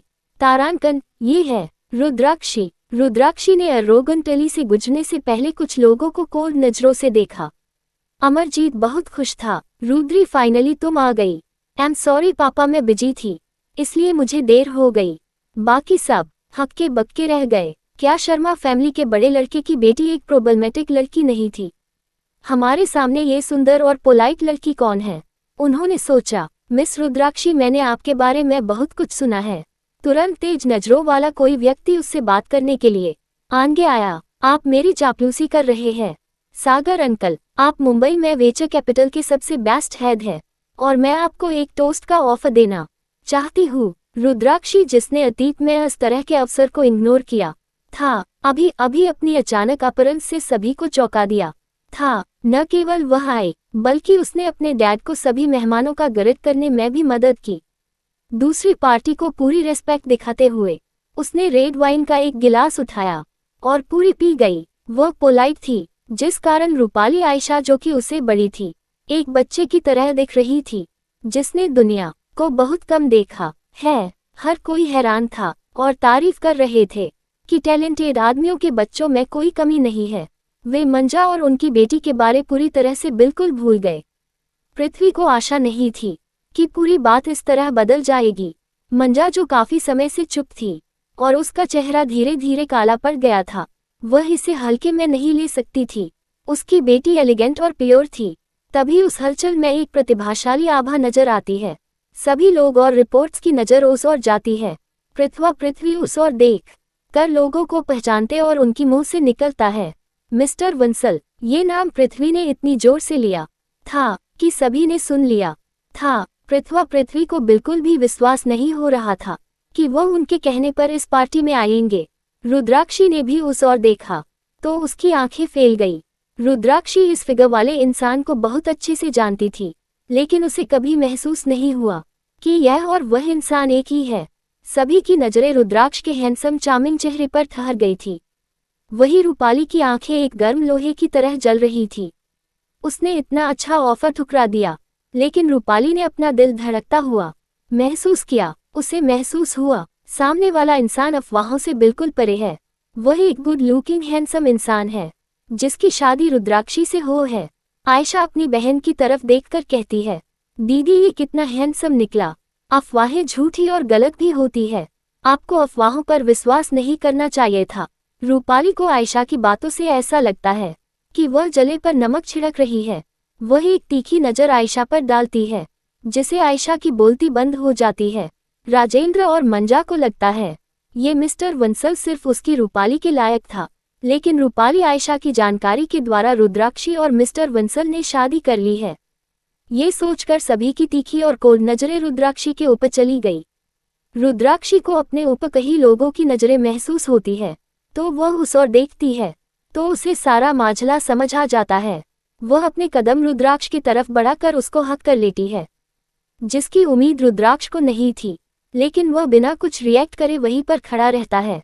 रुद्राक्षी अपने होठों मनमोहक मुस्कान लाते हुए कहती है, हब्बी आप यहाँ आने वाले थे, तुमने बताया क्यों नहीं? मैं तुम्हें लेने आती। रुद्राक्षी के मुंह से हब्बी वर्ड सभी ने सुना, लेकिन रुद्राक्ष सिर्फ अपनी आंखें रुद्राक्षी पर टिकाए हुए था। शौर्य, जो कि ये समझ रहा था कि वह खुद रुद्राक्षी को सरप्राइज देंगे, लेकिन उसके उल्ट यहाँ पर रुद्राक्षी ने उनको सरप्राइज दे दिया। ये किसी 440 वोल्ट के झटके से कम नहीं था। रुद्राक्षी रुद्राक्ष का हाथ पकड़कर अपने डैड से मिलाते हुए कहती है, पापा ये रुद्राक्ष वंसल है। मेरे पति, आपको मेरी बहुत चिंता थी। लेकिन पापा हमें अफवाहों पर विश्वास करके किसी को जज नहीं माना चाहिए, वरना नुकसान हमारा ही होता है। ये सब रुद्राक्षी ने रूपाली की तरफ देखकर कहा, जो कि गुस्से और जलन से जल रही थी। तारांकन, आखिर क्या रुद्राक्ष का दुनिया के सामने आना बन जाएगा रुद्राक्षी की मुसीबत का कारण? हेलो दो दिल डियर फ्रेंड्स, आप लोगों को कैसा लगा आज का चैप्टर कमेंट में बताएं और लाइक रिव्यूज और बताना न भूले कैसा लगा, और वीडियो को like share subscribe and comment करना ना भूले। Thanks for watching. आखिर क्या है रितेश चौधरी की चाल चारू रुद्राक्षी से बदला लेने की? अमरजीत जैसे ही अपनी बेटी की बात सुनता है, उन्हें एहसास होता है कि रुद्राक्षी ने सही कहा। हाथी के दांत दिखाने के कुछ और खाने के कुछ और होते हैं। वह रुद्राक्ष की ओर हाथ बढ़ाते हुए कहते हैं, हेलो मिस्टर वंसल, आपसे मिलकर अच्छा लगा। जिस पर रुद्राक्ष अपने बिना कोई इमोशन के कहता है, मिस्टर शर्मा आप मुझे वंसल बोलकर शर्मिंदा न करें, आपकी बेटी मेरी पत्नी है, उस हिसाब से हम रिश्तेदार हैं। फिर रुद्राक्ष शौर्य की तरफ देखता है और शौर्य इशारे समझकर मुस्कुराते हुए कहता है, हेलो मिस्टर शर्मा, ये हमारी तरफ से आपके लिए बर्थडे जन्मदिन का केक की कुछ गिफ्ट है, आशा है कि आपको जरूर पसंद आएगा। जिस पर अमरजीत कहते हैं, रुद्राक्ष बेटा इन सब की क्या जरूरत थी? जिस पर शौर्य उन सभी को गाड़ी में रखवाने का कहकर कहता है, मिस्टर शर्मा ये रुद्राक्ष आपके लिए बहुत प्यार से लेकर आए हैं और ये हमारा लिए आपका आदर है, आप मना नहीं कर सकते। जिस पर अमरजीत भी कुछ नहीं कहते हैं। आखिर रुद्राक्ष इतनी रिच फैमिली से आता है कि वह नाराज करके कोई रिस्क नहीं ले सकता। पृथ्वी रुद्राक्ष के पास आकर अपने होठों पर झूठी मुस्कान लाकर चापलूसी करते हुए कहते हैं, हेलो मिस्टर वंसल, आप यहाँ हमारे छोटे से निमंत्रण पर आए, हमें बहुत खुशी हुई। जिस पर रुद्राक्ष उन दोनों बूढ़े लोगों पर अपनी एक नज़र डालता है, फिर रुद्राक्षी पर जो कि उन दोनों बूढ़े इंसान को ही घूर रही थी। ये देख कर रुद्राक्ष रुद्राक्षी के हाथ को अपने हाथों में पकड़ते हुए कहता है, लिटिल वाइफी क्या तुम मुझे इसने इंट्रो नहीं कराओगी? रुद्राक्षी का ध्यान जैसे ही रुद्राक्ष के कहे हुए शब्दों पर जाते हैं, उसके गाल लाल हो जाते हैं। वह अपने गालों की लाली को छुपाते हुए कहती है, हब्बी ये मिस्टर शर्मा और मिस शर्मा है। जिस पर रुद्राक्ष कहते हैं, ठीक है।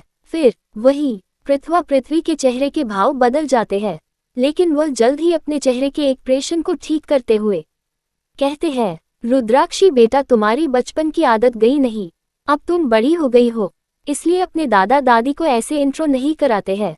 जिस पर रुद्राक्षी उनकी बातों का कोई जवाब न देते हुए उनकी तरफ एक स्माइल विद हॉर्न्स डेविल मुस्कान देते हुए रुद्राक्ष से कहती है, हब्बी आप बाकी लोगों से तो नहीं मिले, पापा हमको और आपको साथ में अपने बिजनेस पार्टनर से और दोस्तों से मिलाना चाहते हैं।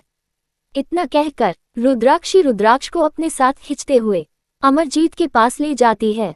वही शौर्य जो कि हमेशा रुद्राक्ष के साथ रहता था, उसे ये देखकर विश्वास नहीं हो रहा था कि उसका दोस्त रुद्राक्ष वंसल किसी और के इशारे पर चल रहा है। शौर्य की नज़र इस भीड़ में खड़े दो लोगों पर जाती है, जिन्हें देखकर शौर्य के चेहरे पर मुस्कान आ जाती है। शौर्य उन दोनों लोगों के पास जाकर फ्लेटिंग स्टाइल में कहता है, ब्यूटीफुल लेडीज आप यहाँ अकेले क्या कर रही है? जिस पर चारू जाह्नवी कहती है, हम समझने की कोशिश कर रहे हैं यहाँ पर क्या चल रहा है।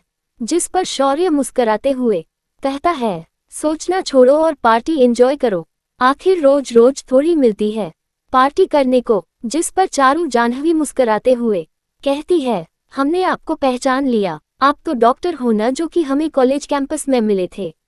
जिस पर शौर्य कहता है, हम कोई भूलने की चीज थोड़े है, इसी बात पर एक ड्रिंक हो जाए। जिस पर चारू जाह्नवी मना करते हुए कहती है, लेकिन हम ड्रिंक जैसी चीजें नहीं पीते हैं। जिस पर शौर्य कहता है, कोई न, चलो आप जूस ही पी लेना। जिस पर वह भी हाँ कर देती है और शौर्य के साथ ड्रिंक काउंटर की ओर जाने लगती है। वही दो जोड़ी आंखें गुस्से से चारू को घूर रही थी। वही राहुल जो कि आयशा की वजह से पार्टी में आया था। वही रितेश जो कि अपने पिता की जगह पर आया था। वह राहुल को इतने गुस्से में देख विलेन स्माइल करते हुए उसे और गुस्सा दिलाने के लिए कहता है, देखा ये चारू के जैसे ही रंग दंग बदले हैं, ये नए नए लड़कों के साथ घूम रही है। मुझे तो लगता है कल शायद तेरे ही दोस्त की किसी बाहों में न हो। जिस पर राहुल अपनी जलती हुई आंखों से चारू की तरफ देखकर कहता है, ये तो है ही ऐसी अच्छा हुआ मेरी जिंदगी में आयशा आ गई, वरना पता नहीं इसके कौन कौन से रूप देखने पड़ते। वही आयशा जो कि उनके पीछे ही खड़ी थी, उसके होठों पर शैतानी भरी मुस्कान आ जाती है। वह राहुल के हाथों में अपना हाथ देकर कहती है, राहुल तुम क्यों उस जैसी लड़की को देखकर अपना मूड खराब कर रहे हो? तुम एक बार अपने पिता से बात कर लो, हमारी शादी की, फिर सब कुछ ठीक हो जाएगा। जिस पर राहुल कहता है, हाँ बेबी मैं जरूर करूँगा, आखिर मैं उस जैसी बदसूरत लड़की से थोड़ी शादी कर सकता हूँ जो कि मेकअप लगाकर सुंदर बन रही है। आयशा राहुल की बात सुनकर खांसने लगती है। आखिर वही तो सच्चाई जानती थी कि चारों की ये नेचुरल ब्यूटी है, न कि उसकी तरह बनावटी। वह राहुल की ओर मुस्कुराते हुए कहती है, बेबी चलो न मैं तुम्हें डैडी मम्मा से मिलाती हूँ, वह तुमसे मिलने का इंतजार कर रहे हैं। जिस पर राहुल खुश होते हुए कहता है, बेबी तुमने पहले क्यों नहीं बताया? अंकल आंटी मुझसे मिलने का इंतजार कर रहे हैं। ऐसे अंकल आंटी को इंतजार कराना सही नहीं होगा, वह क्या समझेंगे मेरे बारे में? जिस पर आयशा राहुल को रिलैक्स करके कहती है, अरे राहुल डैडी मम्मा ऐसे नहीं है, मैंने बोल दिया है उनसे, राहुल थोड़ा बिजी है, उसे समय लगेगा। आयशा राहुल को मंजा और रूपेंद्र से मिलाने के लिए ले जाती है। वही रितेश उन दोनों के जाते ही कहता है, अब मुझे ही कुछ करना होगा, इस चारू और रुद्राक्षी के पर काटने ही होंगे, मेरी बेइज्जती का बदला तभी पूरा होगा। इतना बोलते हुए रितेश एक खुनस भरी नजर चारू पर डालता है और उस बार टेंडर की ओर बढ़ जाता है। वही अमरजीत रुद्राक्ष और रुद्राक्षी को सभी से मिला रहे थे। उन्हें बहुत गर्व महसूस हो रहा था। उनको ऐसा लग रहा था कहीं उनकी खुशियों को किसी की नजर न लग जाए। वही रुद्राक्ष बिना इमोशन के रुद्राक्षी को देख रहा था, जो कि एक ग्रीन लाइट स्माइल लेकर सबसे बातें कर रही थी। उसको ये चार्मिंग और दिलकश लगा, जो कि रुद्राक्षी का बिहेवियर कॉलेज और उसके साथ 2 मुलाकातों से बिल्कुल अलग था। वही एक इंसान जो कि अपनी आंखों में जलन ले हुए रुद्राक्ष को घूर रहा था, वह था रेहान कपूर। रूपाली की नज़र जैसे ही अपने बॉयफ्रेंड पर जाती है, उसकी आंखों में एक गुस्से की लहर उमड़ जाती है। वह रुद्राक्षी को नफरत भरी नजरों से घूरते हुए कहती है, रुद्राक्षी मैं तुमसे ये तुम्हारे होठों की खुशी और सब कुछ छीन लूंगी, चाहे वह मिस्टर वंसल ही क्यों ना हो। बहुत घमंड है न तुझे अपनी सुंदरता पर, वह सुंदरता भी तुमसे छीन लूंगी। तुम जब से हमारी जिंदगी में आए हो हमारी जिंदगी नरक बना दी है। रुद्राक्षी को जल्द ही महसूस होता है कि उसके ऊपर किसी की तीखी नजरें है। वह उस दिशा में देखती है तो रुद्राक्षी रूपाली के आंखों में खुद के लिए नफरत का ज्वाला देख कर एक अपने चेहरे पर एक कातिल मुस्कान आ जाती है, जिसे देखकर रूपाली को महसूस होता है कि ये मुस्कान जो है बहुत ही मनमोहक लगनी चाहिए। लेकिन उसे एहसास होता है कि उसके चारों ओर का तापमान बहुत कम हो गया है। रूपाली खुद को कोसते हुए कहती है, मैं इस लड़की की मुस्कान से कैसे डर सकती हूँ, डैम इट, मैं छोड़ूंगी नहीं इसको। रुद्राक्षी ने उस पर नजर उठाकर रुद्राक्ष की तरफ देखा, जिसकी आभा देखने में ही पावरफुल लग रही थी, जिसने जल्द ही रुद्राक्षी का ध्यान अपनी ओर खींच लिया। ये बहुत कम बार ही हुआ है कि उसने किसी का चेहरा देखने के लिए अपना सिर इतनी बार उठाया है, वरना रुद्राक्षी एक आलसी ही लड़की बना पसंद करती है, जिसके दिल में लड़कों के लिए कोई जगह नहीं है। उसने अपनी छोटी सी उम्र में कई हैंडसम इंसान देखे हैं, लेकिन कभी भी उसने उन इंसानों को देखने की जहमत नहीं उठाई। रुद्राक्ष को महसूस हुआ कि उसको कहीं देर से कोई घूर रहा है। रुद्राक्ष को बिल्कुल भी पसंद नहीं था कोई उसे इस तरह घूरे, जिसे उसके माथे की लकीरें सिकुड़ गई। जैसे ही रुद्राक्ष ने सिर घुमा कर देखा तो रुद्राक्षी को अपने आप को ऐसे देखता पाकर उसके फेस के एक्सप्रेशन चेंज हो गए और वह खुद को रुद्राक्षी को देखने से रोक नहीं पाया। जल्द ही दोनों की आंखों का कांटेक्ट हुआ और वह जैसे एक दूसरे की आंखों में खो गए। अमरजीत जी जो कि अपने विजन से लोगों से उन दोनों का इंट्रो करा रहे थे, जैसे ही उसकी नज़र अपनी बेटी और दामाद पर जाती है, उनके होठों की मुस्कान और बड़ी हो जाती है। वह अपने business partner say excuse me बोलकर अपने हाथों में माइक लेकर स्टेज पर जाकर अनाउंस करते हुए कहते हैं, हेलो एवरीवन, जिसे सभी का ध्यान उनकी ओर चला जाता है। मिस्टर अमरजीत अपनी खुशी जाहिर करते हुए कहते हैं, ये मेरा बर्थडे मेरी जिंदगी का बेस्ट बर्थडे है। इसी मौके पर मेरी बेटी रुद्राक्षी वंसल और मेरे दामाद रुद्राक्ष वंसल यहाँ पर आकर डांस करे। जिसे मैं अपना बेस्ट बर्थडे समझूंगा। मिस्टर अमरजीत की बात सुनकर सभी हूटिंग करने लगते हैं, जिसे रुद्राक्षी का ध्यान टूटता है और वह अपने चारों ओर देखने लगते हैं, जैसे वह यहाँ पर क्या चल रहा है समझने की कोशिश कर रहे हैं। वही शौर्य जो कि चारू जाह्नवी के साथ जूस पी रहा था और उन तीनों का फोकस रुद्राक्षी पर ही था।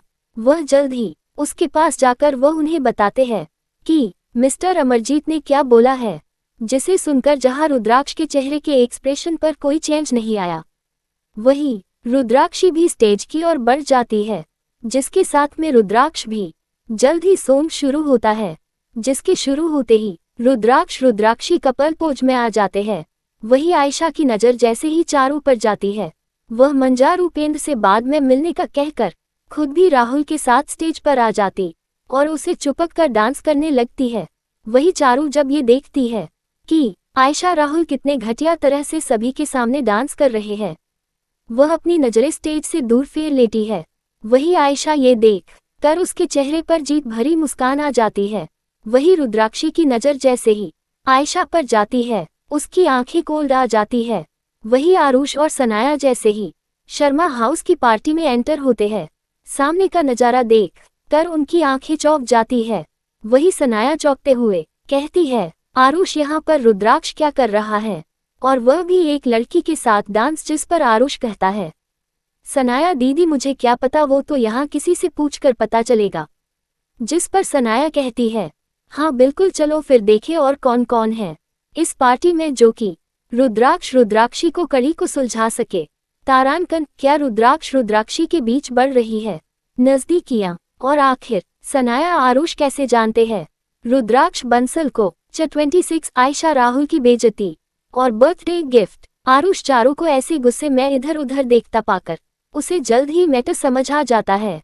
राजवीर सर जो कि आरुष सनाया के साथ आए थे, उसकी नज़र जब जाह्नवी पर जाती है, उसके चेहरे के एक्सप्रेशन बदल जाते हैं, क्योंकि जाह्नवी जब ये देखती है कि आयशा कैसे चारू को जलाने के लिए राहुल से सबके सामने राहुल के इतना क्लोज जा रही है, जब जाह्नवी की नज़र जैसे ही अक्षय पर पड़ती है, जो कि रुद्राक्षी से इम्पोर्टेंट बात करने के लिए आया था, लेकिन जाह्नवी उसे डांस फ्लोर पर खींच लेती है, जिसे अक्षय बिल्कुल चौंक जाता है।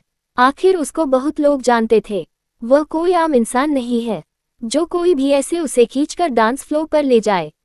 लेकिन अक्षय की नज़र जैसे ही जाह्नवी के चेहरे पर जाती है, वह तुरंत उसे पहचान जाता है। वह खींचते हुए कहता है, तुम? जिस पर जाह्नवी कहती है, तुम क्या? तुम मेरी फ्रेंड रुद्राक्षी के नौकर हो, इसलिए ज्यादा मत बोलो, जैसा जैसा मैं कहती हूँ वैसा वैसा करो। जिस पर अक्षय कुछ नहीं कहता है। आखिर वह रुद्राक्षी को नाराज करने का जोखिम नहीं उठा सकता है, इसलिए वह भी जाह्नवी के साथ डांस करने लग जाता है। वह जाह्नवी खींच कर अक्षय को आयशा के पास बार बार ले जा रही थी, जिससे अक्षय को बहुत अनकंफर्टेबल महसूस होता है, लेकिन वह इस समय अपने आप को मजबूर महसूस करता है। कहते हैं, खुदा ने इस जहान में सभी के लिए किसी न किसी को है बनाया, हर किसी के लिए तेरा मिलना है। उस रब का इशारा मानो, मुझे बनाया तेरे जैसे ही किसी के लिए। कहते हैं, खुदा ने इस जहां में सभी के लिए किसी न किसी को है बनाया, हर किसी के लिए तेरा मिलना है। उस रब का इशारा मानो, मुझको बनाया तेरे जैसे ही किसी के लिए। कुछ तो है तुझसे राबता, कुछ तो है तुझसे राबता, कुछ तो है तुझसे राबता। रुद्राक्षी को महसूस होता है कि ये गाना जैसे उसके जज्बातों को बता रहा है। वही रुद्राक्ष का ध्यान जैसे रुद्राक्षी के चेहरे पर था, जैसे कुछ ढूंढने की कोशिश कर रहा है। वही राजवीर सनाया की कमर पर हाथ रखते हुए कहता है, बेबी लेट्स गो डांस। जिसे सनाया चौंक जाती है कि राजवीर को क्या हुआ, लेकिन वह उसका ऑफर ठुकरा भी नहीं सकती थी। डांस फ्लोर पर पहले ही आ चुके थे और राजवीर सनाया को अपने करीब करके जाह्नवी को देखते हुए डांस करने लगता है। वही जाह्नवी की नज़र जैसे ही राजवीर पर जाती है, वह खुश हो जाती है, लेकिन जैसे ही वह डांस करते हुए देखती है, उसका मुंह बन जाता है। लेकिन वह सनाया की कमर को ऐसे पकड़े हुए देखती है तो गुस्से में आयशा के पैर पर जोर से पैर मार देती है, जिसके हित से जल्द ही आयशा डांस स्टेज से राहुल को साथ लेकर गिर जाती है, जिसे देख सबकी हंसी निकल जाती है। सब आयशा पर हंसते हुए कहते हैं, आखिर इतना जरूरत क्या थी चुपकने की जो ऐसे मुंह के बल गिरना पड़े। लोग आयशा राहुल के बारे में बुरी बुरी बातें कहने लगे, जिसे सुनकर आयशा गुस्सा से खड़ी होकर जाह्नवी की ओर देखकर कहती है, ये तुमने जानबूझकर किया है। जिस पर जाह्नवी, जो कि अक्षय के साथ डांस कर रही थी, वह ऐसा नाटक करती है जैसे उसने कुछ सुना ही नहीं दे रहा है, जिसे आयशा को बहुत इंसल्टिंग महसूस होता है। राहुल को भी बहुत इंसल्टिंग फील होता है, क्योंकि सभी उनके डांस की बुराई कर रहे थे। राहुल अपनी आंखें जाह्नवी की तरफ खुनस भरी नजरों से डालता है और आयशा को अपने साथ कोने में ले जाता है, जिसे उसे सबके सामने और शर्मिंदी महसूस न हो। ये देख कर चारू, जो कि उदास थी, उसके चेहरे पर मुस्कान आ जाती है। तभी उसके सामने आरुष अपना हाथ बढ़ाते हुए कहता, क्या ये ब्यूटीफुल लेडीज मेरे साथ डांस कर सकती है क्या? जिस पर चारू जब आरुष को अपनी नजरें उठाकर देखती है तो उसके गाल लाल पड़ जाते हैं और वह अपना हाथ आगे बढ़ा देती है। आरुष चारू जैसे ही स्टेज पर पहुंचते हैं, आयशा और राहुल की आंखें गुस्से से जलने लगती है। रूपाली ने जब सारा नजारा देखा तो वह पीछे रहने वाली थी। वह भी रेहान कपूर को अपने साथ लेकर आकर स्टेज पर डांस करने लगी। वह ऐसे डांस कर रही थी जिसे सबका ध्यान अपनी ओर खींच लिया। महफिल में मौजूद सभी लोगों ने रूपाली के डांस की सराहना की। रुद्राक्षी, जो कि रुद्राक्ष की आंखों में खोई हुई थी, उसे जल्द ही अपने पास हो रहे शौर के बारे में पता चला। जल्द ही रुद्राक्षी रुद्राक्ष के साथ एक कपिल डांस को आगे बढ़ाने लगती है। जल्द ही रुद्राक्ष भी उसके ताल में ताल बजाने लगता है, जिसे दर्शक अब रूपाली को भूल चुके थे। उन्हें अपने सामने ऐसा फील हो रहा था कि दो पेटिंग उसके सामने खड़ी हुई है जो अपना कर्तव्य दिखा रही है। मिस्टर अमरजीत अपनी बेटी रुद्राक्ष को देख कर बहुत खुशी महसूस होती है। उसे अब अपनी बेटी के लिए आरुष को छोड़कर रुद्राक्ष परफेक्ट लगता है। तभी एक टर्न आता है डांस में, जिसमें सभी को अपने पार्टनर चेंज करने होते हैं, जिस पर रेहान रूपाली को घुमा देता है जिसे वह किसी और के पास पहुंच जाए।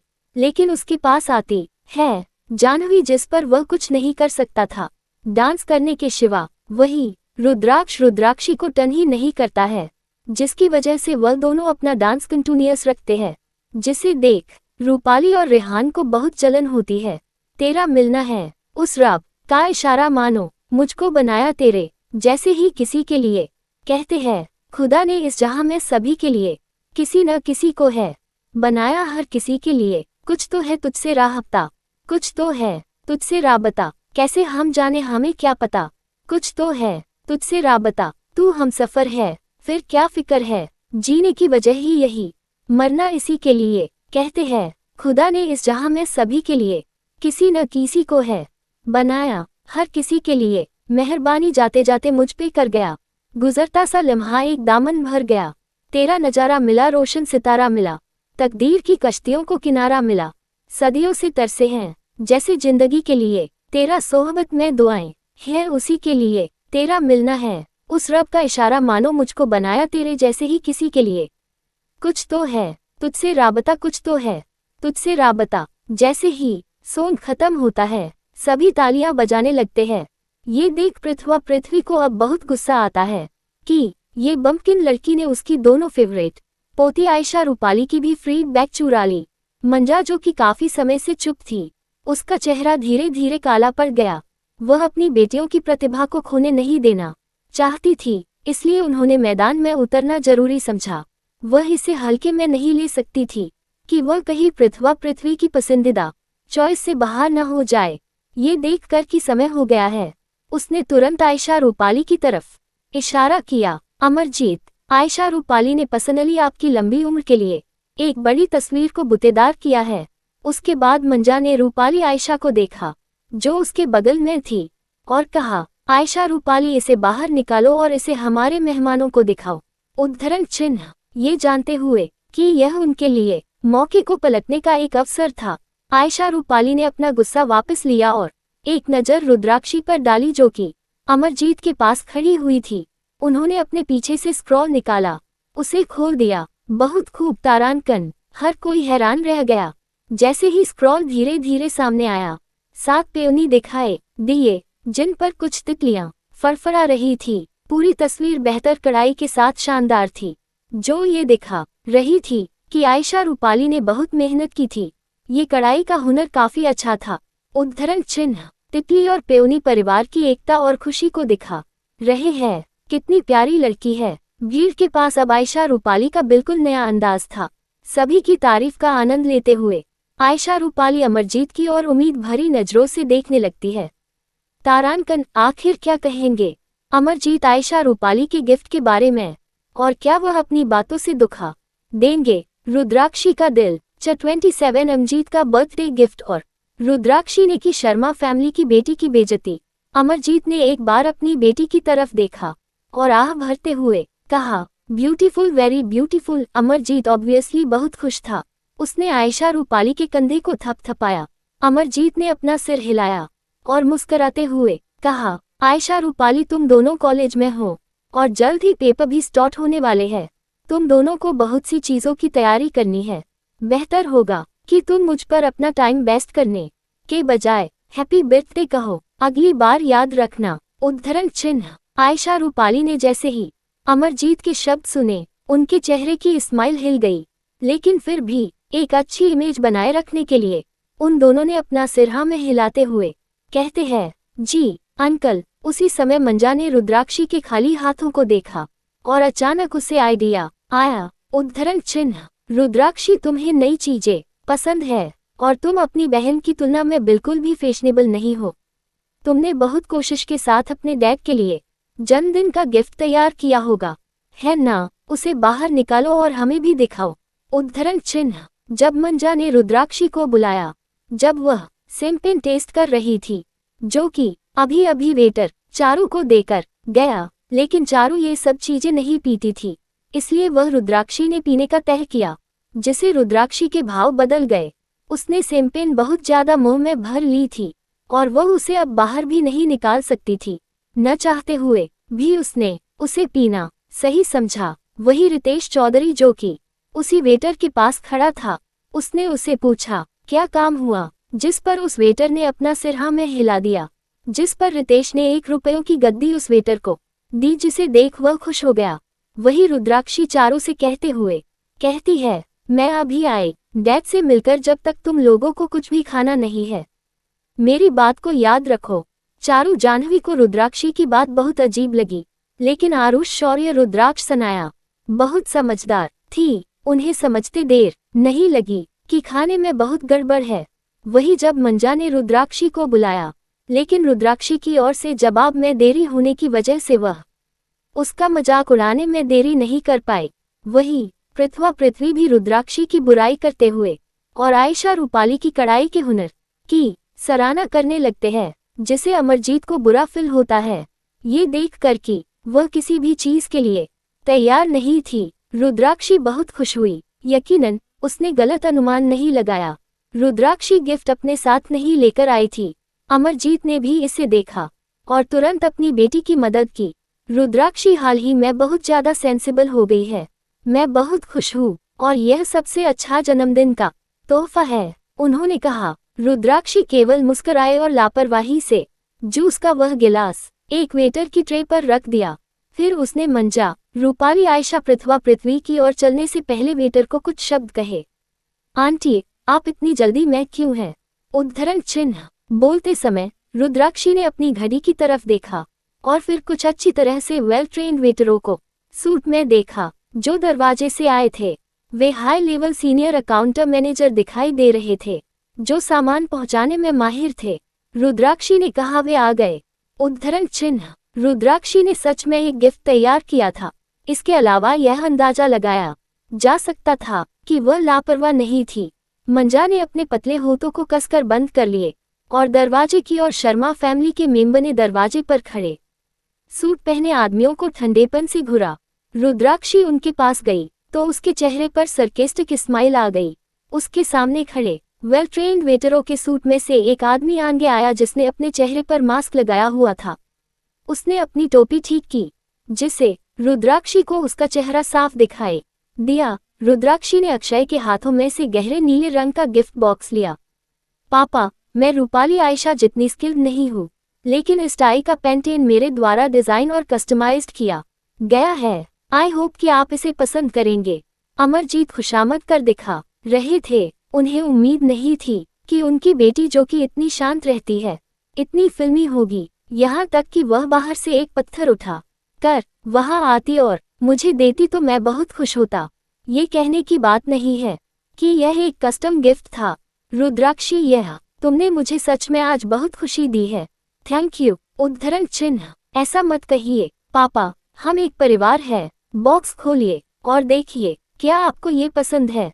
उद्धरण चिन्ह। अमरजीत ने तुरंत बॉक्स खोला और सभी ने होशियारी से डिजाइन की गई शानदार और गहरे नीले रंग की टाई देखी, जो सच में हाई क्वालिटी की थी।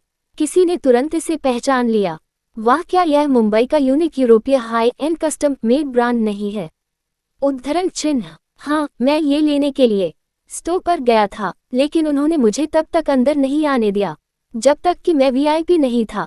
मिस रुद्राक्षी सच में मुंबई की टॉप सोशलाइट है।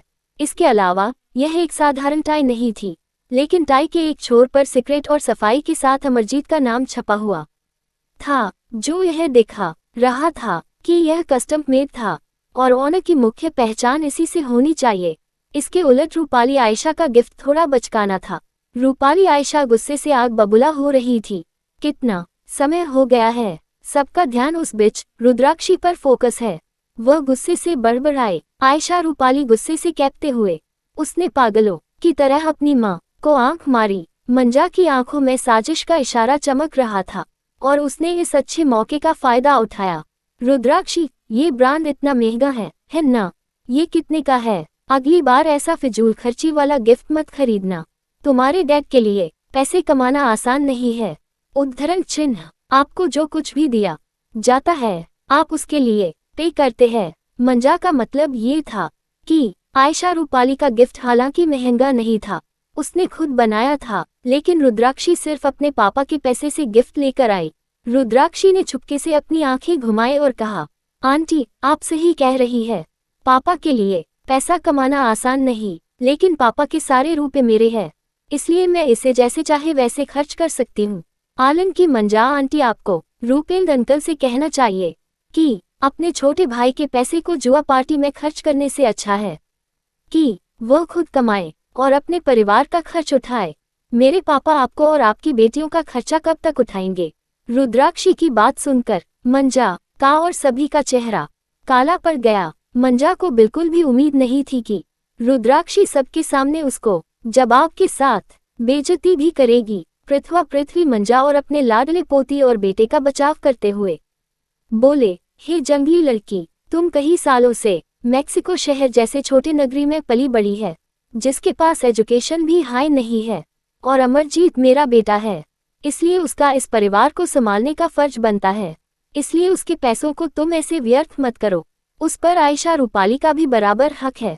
रुद्राक्षी जैसे ही पृथ्वी की बात सुनती है, उसकी आंखें बर्फ की तरह ठंडी हो जाती है।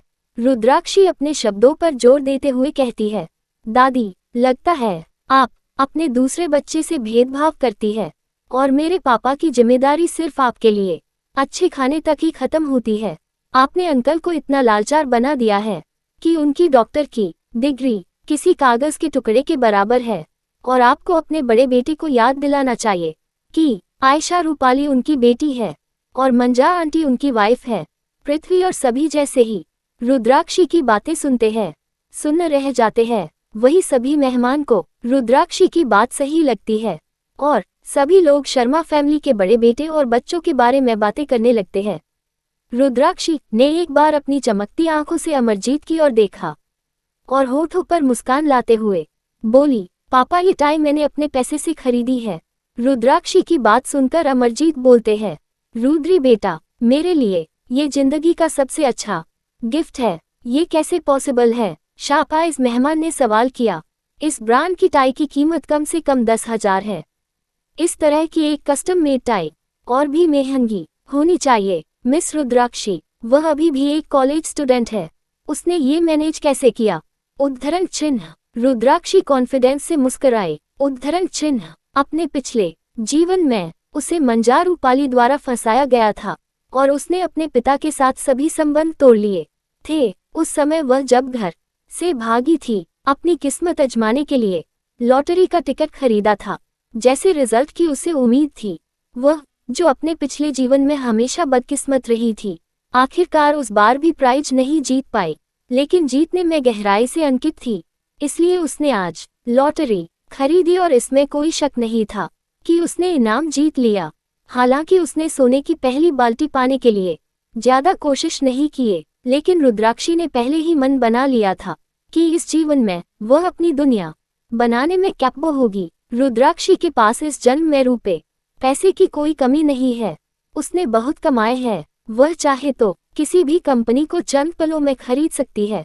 मैंने पहले थोड़ा इन्वेस्ट किया था और कल ही पैसे वापस लिए। आज मैं एक टाई डिजाइन करने गई थी, इसलिए मुझे आपके जन्मदिन की पार्टी में देर हो गई। इन शॉर्ट पापा, मैं फ्यूचर में पैसे कमाने के लिए कड़ी मेहनत करूंगी, आपको मुझ गर्व होगा। रुद्राक्षी की बातें आधी सच थी। ये सच था कि उसने एक दिन टाई डिजाइन करने में बिताई थी, लेकिन उसने इन्वेस्ट अभी नहीं किया था। उसने ये रुपए लॉटरी से लिए थे। वह नहीं चाहती थी कि उसकी पहचान उजागर हो, क्योंकि आर अभी भी उसकी खोज कर रहा है। मेरी अच्छी बेटी। अमरजीत बहुत खुश हो गए, आंखों में आंसू लिए। उन्होंने सभी के सामने अपनी बेटी को गले लगाया। रुद्राक्षी ने मूव किया और उसने अपनी पिता की बाहों में शर्मा फैमिली के लोगों की नफरत भरी आंखें देखी। रुद्राक्षी अमरजीत से अलग हुई तो उसने शर्मा फैमिली की शातिर आंखों को देखा, जिसे देखते ही उसके आंखों की कोल्डनेस बढ़ गई। रुद्राक्षी ने अमरजीत को चारू से मिलाया, जिसे मिलते हुए अमरजीत को बहुत खुशी महसूस हुई। उन्हें अपनापन महसूस हुआ। जब रुद्राक्षी ने अपने पिता को चारू जाह्नवी के पास छोड़ा, उसको अपने शरीर में कुछ बदलते हुए महसूस किया। उसे महसूस हुआ कि वह अपने आप को ज्यादा समय तक कंट्रोल नहीं कर पाएगी। ड्रग्स का असर थोड़ा थोड़ा उस पर हावी होने लगा है, लेकिन मंजा के द्वारा बोलने से वह खुद को जवाब देने से नहीं रोक सकी। आंटी, सच में पापा के लिए पैसे कमाना आसान नहीं है। रूपाली आयशा को जब तक अपने महंगे वैलेंटिनो खरीदने जैसे शौक को जब तक बंद करे, जब तक अंकल रुपए कमाने नहीं लग जाते। अब मेरे पापा पर मेरी जिम्मेदारी है। फिर रुद्राक्षी ने राहुल रेहान कपूर की ओर देखकर बोला, अगर कोई गलत इरादे से इसे देखता है तो वे सच में तुम दोनों को पैसे की पूजा करने वाली समझेंगे। मंजा बहुत गुस्से में थी।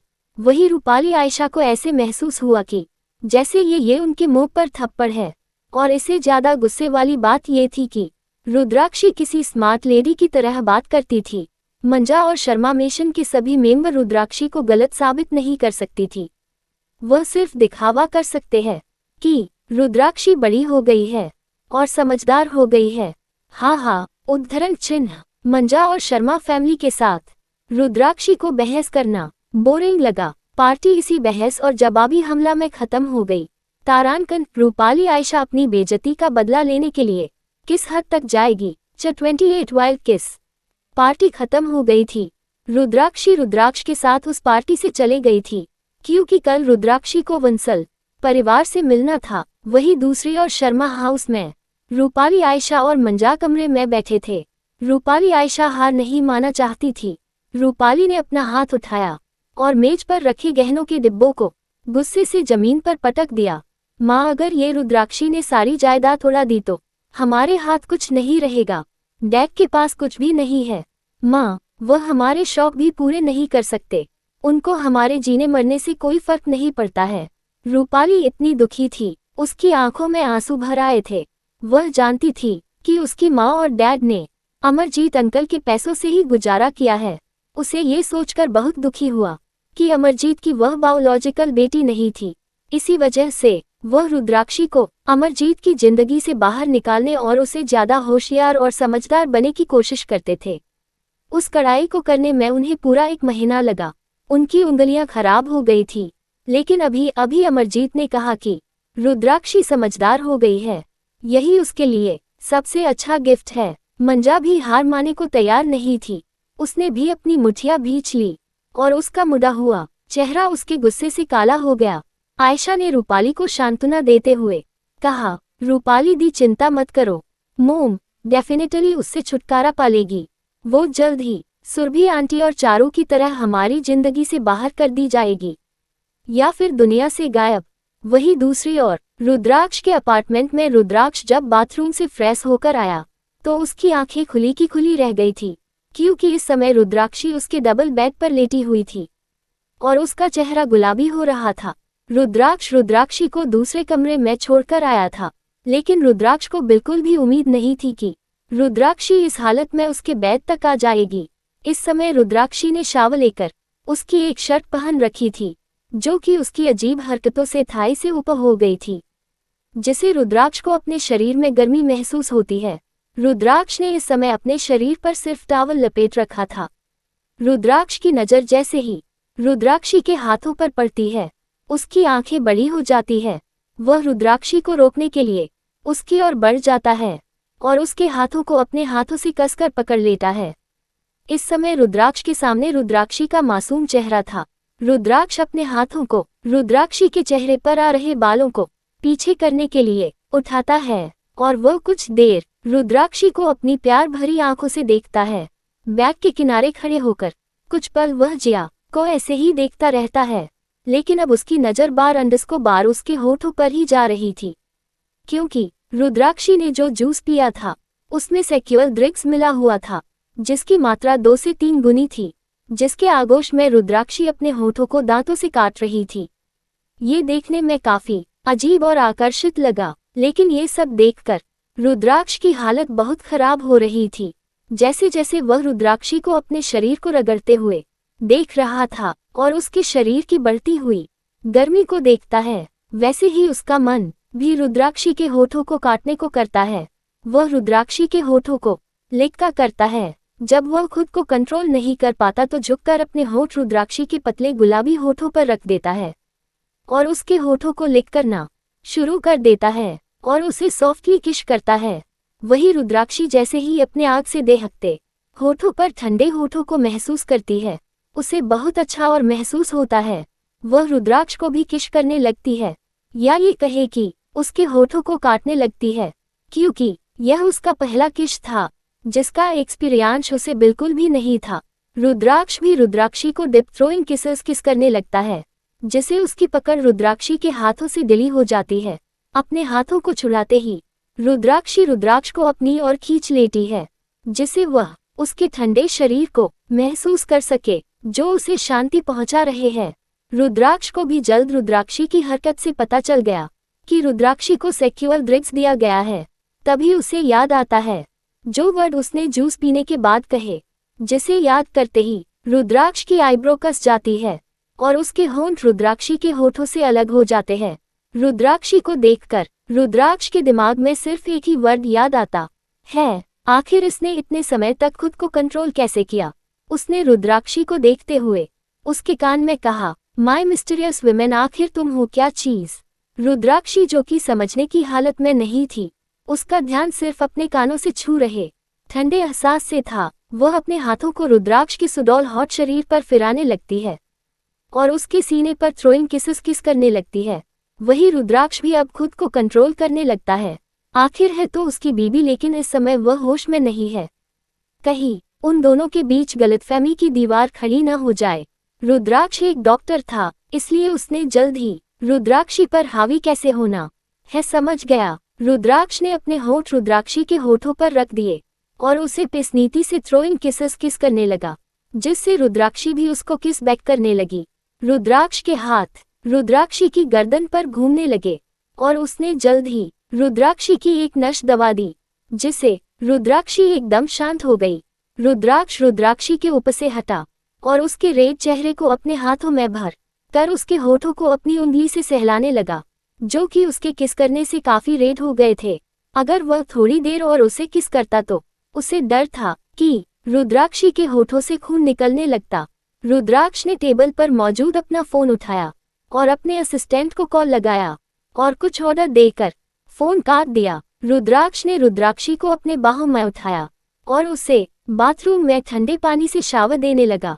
वहीं रुद्राक्ष के अपार्टमेंट हॉल में शौर्य सोफे पर सोने की कोशिश कर रहा था, लेकिन उसका लंबा शरीर उस पर एडजस्ट होने में अनकंफर्टेबल था। तभी अपार्टमेंट का दरवाजा अनलॉक करके आकाश अंदर आया। शौर्य की नज़र भी उस ओर गई और उसने अपनी चौंकते हुए आवाज में कहा, यहाँ पर पहले से ही बहुत कम जगह है सोने के लिए, इसलिए तुम जाकर कार में ही सो जाओ या फिर छत पर। आकाश जैसे ही शौर्य की बात को सुनता है, वह उसे अजीब नजरों से देखते हुए कहता है, शौर्य सर, मैं यहाँ बॉस के द्वारा मंगाया गया सामान गाने के लिए आया हूँ, न कि तुम्हारी ये अनकंफर्टेबल नाइट के साथ पार्टिसिपेट करने। जिस पर शौर्य भी मुंह बनाकर कहता है, हाँ तो फिर तुमको किसने रोका है, यहाँ जाओ। शौर्य को फिर थोड़ी देर पहले वाली बात याद आती है, जब रुद्राक्ष ने रुद्राक्षी को रहने के लिए शौर्य का रूम खाली करवा दिया था। लेकिन शौर्य को पहले ही पता चल गया था कि रुद्राक्षी ड्रग्स के नशे में है, इसलिए उसने रुद्राक्षी को रुद्राक्ष के रूम में भेज दिया और खुद बाहर हॉल के सोफे पर सो गया, जिससे उस पर कोई शक न हो।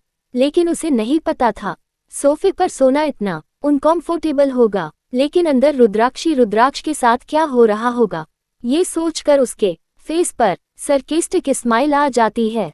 वही आकाश रूम को नोक करता है तो अंदर से रुद्राक्ष अपने नाइट सूट में दरवाजा खोलता है और आकाश के हाथों से वह सामान लेकर डोर बंद कर देता है।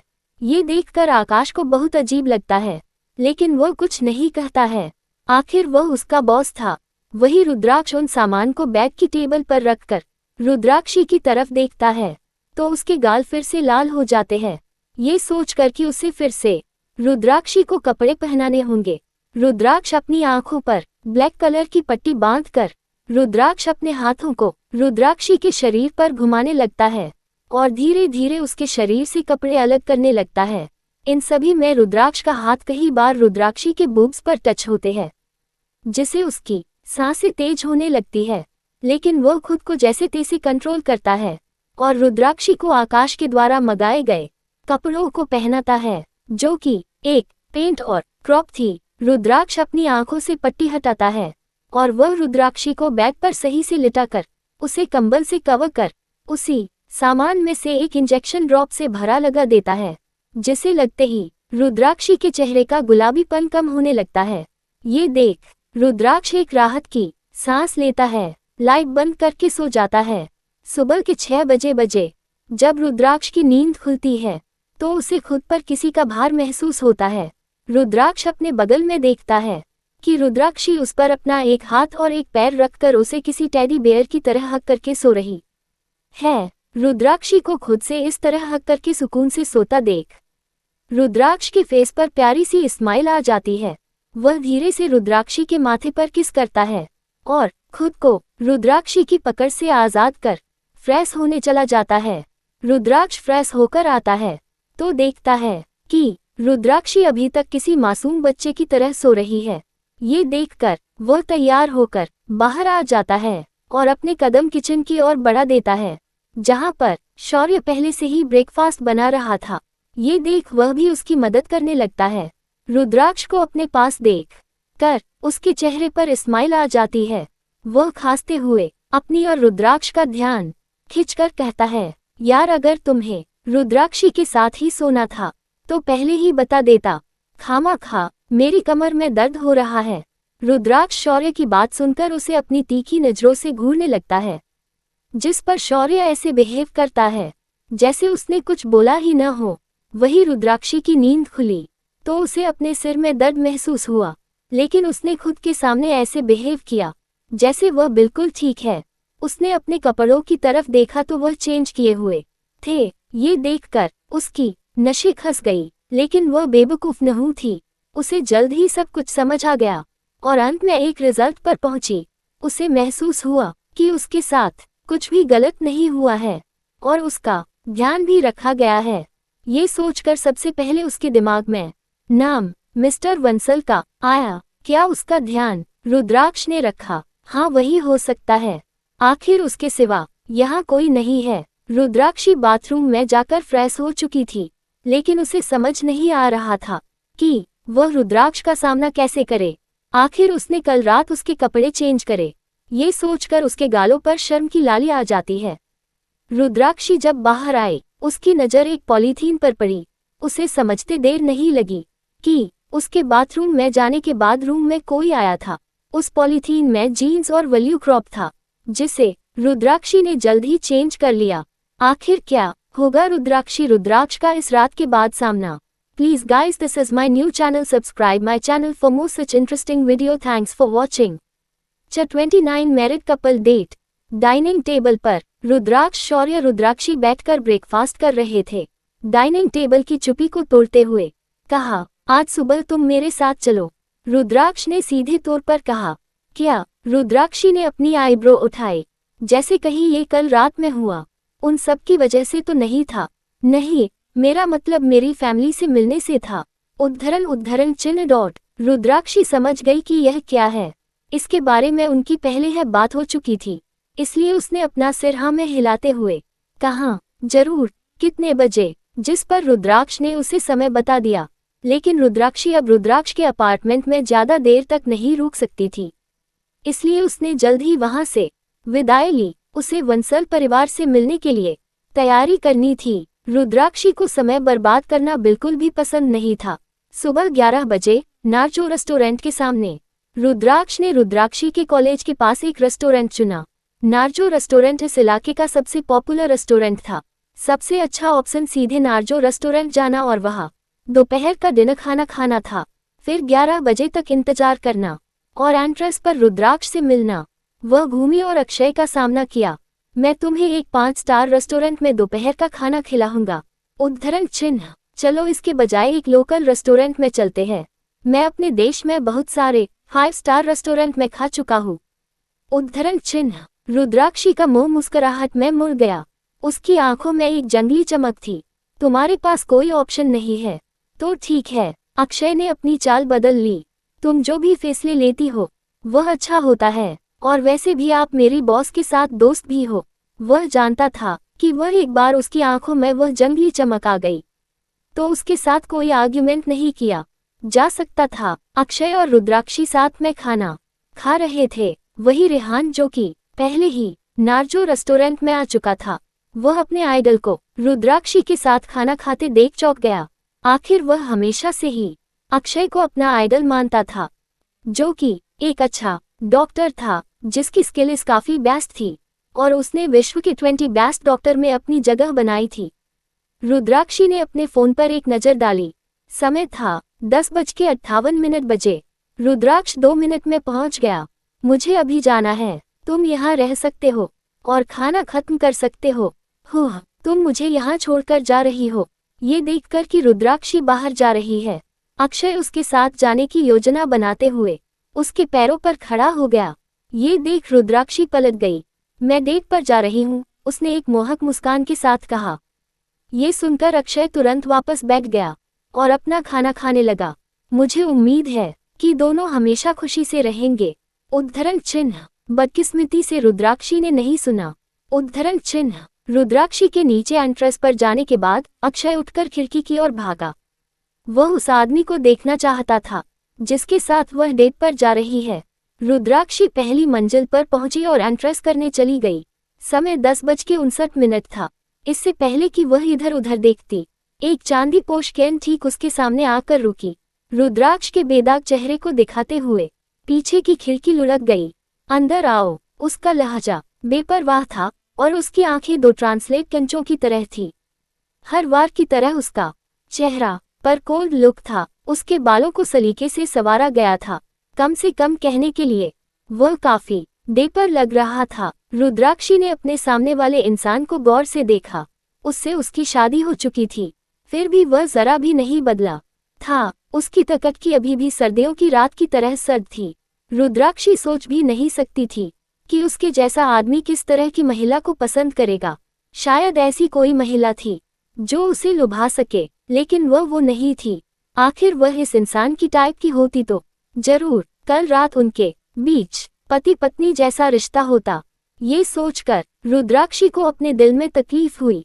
आखिरकार वह उसकी पत्नी थी। आखिरकार उसके जैसे किसी मैच्योर और हैंडसम व्यक्ति का स्नेह जीतना काफी चुनौती भरा था, जो हमेशा अपने इंटरेस्ट को पहले रखता है। रुद्राक्ष के रूल्स को जाने के बाद रुद्राक्षी कार के दूसरी तरफ चली गई और पैसेंजर सीट पर बैठ गई। आगे की सीट को पीछे से अलग करने वाला एक ग्लास का पार्टीशन था, लेकिन इन सब में रुद्राक्षी को सोचने पर मजबूर कर दिया कि क्या ये नार्जो रेस्टोरेंट नहीं है। जिस पर रुद्राक्षी ने उस होटल का नाम पढ़ने के लिए अपना सिर घुमाया तो नाम वही था। ये देख वह खुद को रुद्राक्ष से सवाल करने से नहीं रोक सकी, क्या हम अब तुम्हारी फैमिली से नहीं मिल रहे हैं। जिस पर रुद्राक्ष ने अपने इमोशनलेस चेहरे से उसकी ओर देखकर कहा, हम कुछ गिफ्ट लेने जा रहे हैं। जिस पर रुद्राक्षी ने कहा, ओह। कार के रवाना होने से पहले रुद्राक्ष ने नार्जो रेस्टोरेंट की दूसरी मंजिल की खिड़की की ओर देखा। अक्षय ने अंदर से एक्साइटेड होकर उसकी ओर हाथ हिलाया। रुद्राक्ष ने दूर से देखा और आगे की ओर सीट पर रुद्राक्षी की ओर देखा। ऐसा लगता है कि अफवाहें झूठ नहीं है। उसकी वाइफ एक मिस्टीरियस वुमेन है। उसकी पत्नी और अक्षय दोस्ताना शर्तों पर थे। शौर्य ने उसे बताया था कि मिस्टर अक्षय को उसने पार्टी में रुद्राक्षी के साथ देखा। क्या मिस्टर अक्षय सिंह राठौर इस साल उसकी पत्नी को डॉक्टर स्किल्स सिखाएंगे। क्या रुद्राक्षी वह लड़की हो सकती है जिसे अक्षय ने स्टूडेंट के रूप में चुना हो। कार की सवारी शांत थी और जहां से वह बैठा था उसके सामने रुद्राक्षी का साफ नजारा था। उसकी पोस्चर सीधी थी क्योंकि वह सीधे आगे देख रही थी। अपनी पोजीशन से रुद्राक्ष उसकी लंबी गर्दन देख और साइड प्रोफाइल को क्लियर देख सकता था। उसकी स्किन बेहद गोरी थी। रुद्राक्ष की उंगलियां जो कि लैपटॉप पर चल रही थी, उसने अपनी उंगलियां कीपैड पर रोक ली और अपनी आंखें बंद कर ली। उसकी आंखों के सामने कल रात का नजारा घूम गया, लेकिन उसके दिमाग में कुछ विचार कौन थे। अक्षय कभी भी मैक्सिको शहर नहीं गया था, जबकि रुद्राक्षी ने अपना पूरा जीवन वही बिताया था। ये दोनों कहाँ और कैसे मिल सकते थे। क्या वे एक ऐप के जरिए मिले थे। रुद्राक्ष को उन सवालों पर विचार करना पसंद नहीं था जिनका जवाब नहीं दिया जा सकता था। रुद्राक्षी सतह पर दिखने से कहीं ज्यादा कॉम्प्लिकेटेड थी, इतना क्लियर था। और रुद्राक्ष को यकीन था कि अक्षय उसके करीब आने के लिए उत्सुक था। रुद्राक्षी ने उसके सामने इतना मासूम और कमजोर दिखने का नाटक क्यों किया था। ये रुद्राक्ष के लिए तो नहीं था। उनकी शादी सिर्फ कॉन्ट्रैक्ट थी और उन्हें एक दूसरे की प्राइवेट लाइफ की जांच पड़ताल नहीं करनी चाहिए। रुद्राक्षी ने सीधे आगे नहीं देखना जारी रखा, जैसा कि रुद्राक्ष ने उम्मीद की थी। अपनी आंखें खोलकर और रियरव्यू मिरर में देखने पर उसने महसूस किया कि वो उसे देख रही है। जब वह एक मॉल के पास पहुंचे, जल्द ही उन्हें कुछ बैग दे दिए गए, जैसे गिफ्ट पहले से ही तैयार थे। कुछ देर बाद वह वापस नार्जो रेस्टोरेंट के सामने पहुंच गए। जब वह नार्जो रेस्टोरेंट में पहुंचे तो रुद्राक्षी और रुद्राक्ष ने एक के बाद एक दरवाजे से एंटर किया। वह एक दूसरे से बिल्कुल कदम से कदम मिलाकर चल रहे थे, जैसे वह ये साबित करना चाहते हो कि वह दोनों परफेक्ट कपल है। उन दोनों ने जैसे ही विप रूम में कदम रखते ही रुद्राक्षी को एहसास हुआ कि हवा में कुछ है। मिस्टर वंसल के एक्सप्रेशन में कुछ भी गड़बड़ नहीं थी। हालांकि वह मुस्कुराए नहीं, लेकिन वह बहुत खुश भी नहीं दिखी। दूसरी ओर मिस्टर वंसल ने रुद्राक्ष को एक उग्र चेहरे से देख रहे थे। रुद्राक्षी ने उस रूम में रुद्राक्ष का पीछा किया। अंदर आते ही उसने मिस्टर वंसल को रुद्राक्ष पर चिल्लाते हुए सुना, मुझे लगा कि तुम हमारे बारे में बहुत पहले भूल गए थे। उद्धरण चिन्ह। रुद्राक्ष की गति रुक गई। मैं रुद्राक्षी को आप दोनों से मिलाने लाया हूँ। उसका इशारा करते ही रुद्राक्षी आगे बढ़ी और उसके पास खड़ी हो गई। उसने एक जेंटल और डिग्निफाइड लेडी की तरह दिखने की पूरी कोशिश की, जिसे कोई भी माता पिता अपनी आदर्श बहू के रूप से तैयार किए थे। डैड, मोम, रुद्राक्ष और मैं यहाँ आपसे मिलने आए हैं। आई होप कि आपको मेरे गिफ्ट पसंद आएंगे। रुद्राक्षी ने कोमलता से बात की। रुद्राक्ष की आंखें में कुछ टिमटिमाया जब उसने सुना कि रुद्राक्षी ने उस लहजे में उसका नाम लिया। अपनी आंखों के कोने से उसकी ओर देखते हुए उसकी नज़र डाइनिंग पर रखे गिफ्ट पर गई, जिसमें से कुछ गिफ्ट वह थे वो उसके द्वारा नहीं लिए गए थे। रुद्राक्ष को हैरानी महसूस हुई। उसने अपनी आंखें सिकोड़ ली और उसके चेहरे पर एक लगभग अनजानी मुस्कान फैल गई। उसे यह एक्सेप्ट करना पड़ा कि रुद्राक्षी एस्पेरियांश थी। जब खुद को अच्छा दिखाने के लिए नाटक करने की बात आई तब, लेकिन रुद्राक्ष को कहाँ पता था उसके पास अपनी पिछली जिंदगी का अच्छा खासा एक्सपीरियंस था। इस यादों के बीच मिस्टर वंसल और उनकी पत्नी ने एक दूसरे की तरफ देखा। जाहिर तौर पर उन्हें इसकी उम्मीद नहीं थी। उनकी नाराजगी दूर करने के लिए रुद्राक्ष रुद्राक्षी को हमसे मिलाने के लिए ले आया। तभी मिसेज वंसल ने अपनी बर्फीली एक्सप्रेशन को एक तरफ रख दिया। और रुद्राक्षी पर एक मुस्कान बिखेरी। तुम्हें हमारे लिए तोहफे नहीं खरीदने चाहिए थे, हम परिवार है। उद्धरण चिन्ह। ये देख कर कि मिस्टर वंसल नहीं बोले, मिसेज वंसल ने उन्हें पोलाइट होने की याद दिलाने के लिए उनकी आस्तीन खींची, लेकिन वर्षों तक समाज में एक विशिष्ट पोजीशन बनाए रखने के कारण मिस्टर वंसल के लिए गर्मजोशी और फ्रेंडली आभा बिखेरने कठिन हो। अंत में मिस्टर वंसल ने नर्म टोन में बात की, तुमसे मिलकर अच्छा लगा। रुद्राक्षी रुद्राक्ष पर अपनी नजर डालने से पहले अपने होंठ सिकोड़ लिए और मुस्कुरा दी। उसे ऐसा लग रहा था कि रुद्राक्ष ने कुछ बुरा किया है, जिसके लिए उसे अपने माता पिता के गुस्से का सामना करना पड़ रहा है। रुद्राक्षी की रुद्राक्ष के माता पिता से ये पहली मुलाकात थी और उसे सामने वाले इंसान बहुत प्योर लगे। रुद्राक्षी की प्रेजेंस के कारण रुद्राक्ष अपने माता पिता द्वारा खाए जाने वाली डांट से बच सका। मिस्टर वंसल अपने बेटे को इतनी अच्छे से जानते थे कि वह उसके पर्पस को आसानी से देख सकते थे। दोपहर के खाने के बाद रुद्राक्ष के माता पिता ने उसे और रुद्राक्षी को वंसल मिशन हाउस चलने की बात की, जिसे वह रात भर रोक सके। इस फैक्ट के बावजूद कि उनकी शादी केवल कागजों पर ही अस्तित्व में थी, रुद्राक्षी उनकी बहू होने के नाते उनके इनविटेशन को ठुकराने की पोजीशन में नहीं थी। इसलिए उसने रुद्राक्ष के द्वारा अपने माता पिता के काइंड ऑफर को रिजेक्ट करने का इंतजार किया, ये जानते हुए कि सामने वाला इंसान बहुत कोल्ड और अपने काम के लिए पजेसिव है। इस बात की संभावना बहुत कम थी कि वह उसे अपने कमरे में एंटर करने की इजाजत देगा। मिसेज वंसल ठीक ठाक जानती थी कि उसके बेटे के मन में क्या चल रहा है। इससे पहले वो इस विचार को रिजेक्ट कर पाता, मिसेज वंसल ने अपनी आंखों में आंसू लाते हुए कहा, रुद्राक्ष तुम पिछले 2 सालों से भी ज्यादा समय से घर पर नहीं रहे। उद्धरण चिन्ह। उसने आह भरते हुए कहा, ये तुम्हारा घर है, क्या तुम ये जानते हो कि तुम्हारा एक परिवार भी है, या तुम अपने डैड और मुझे भूल गए हो। यह अच्छी तरह से जाने के बावजूद कि उसकी मां ने जानबूझकर उसे दोषी महसूस कराने के लिए वह बात की, रुद्राक्ष ने अंत में गिव अप कर दिया।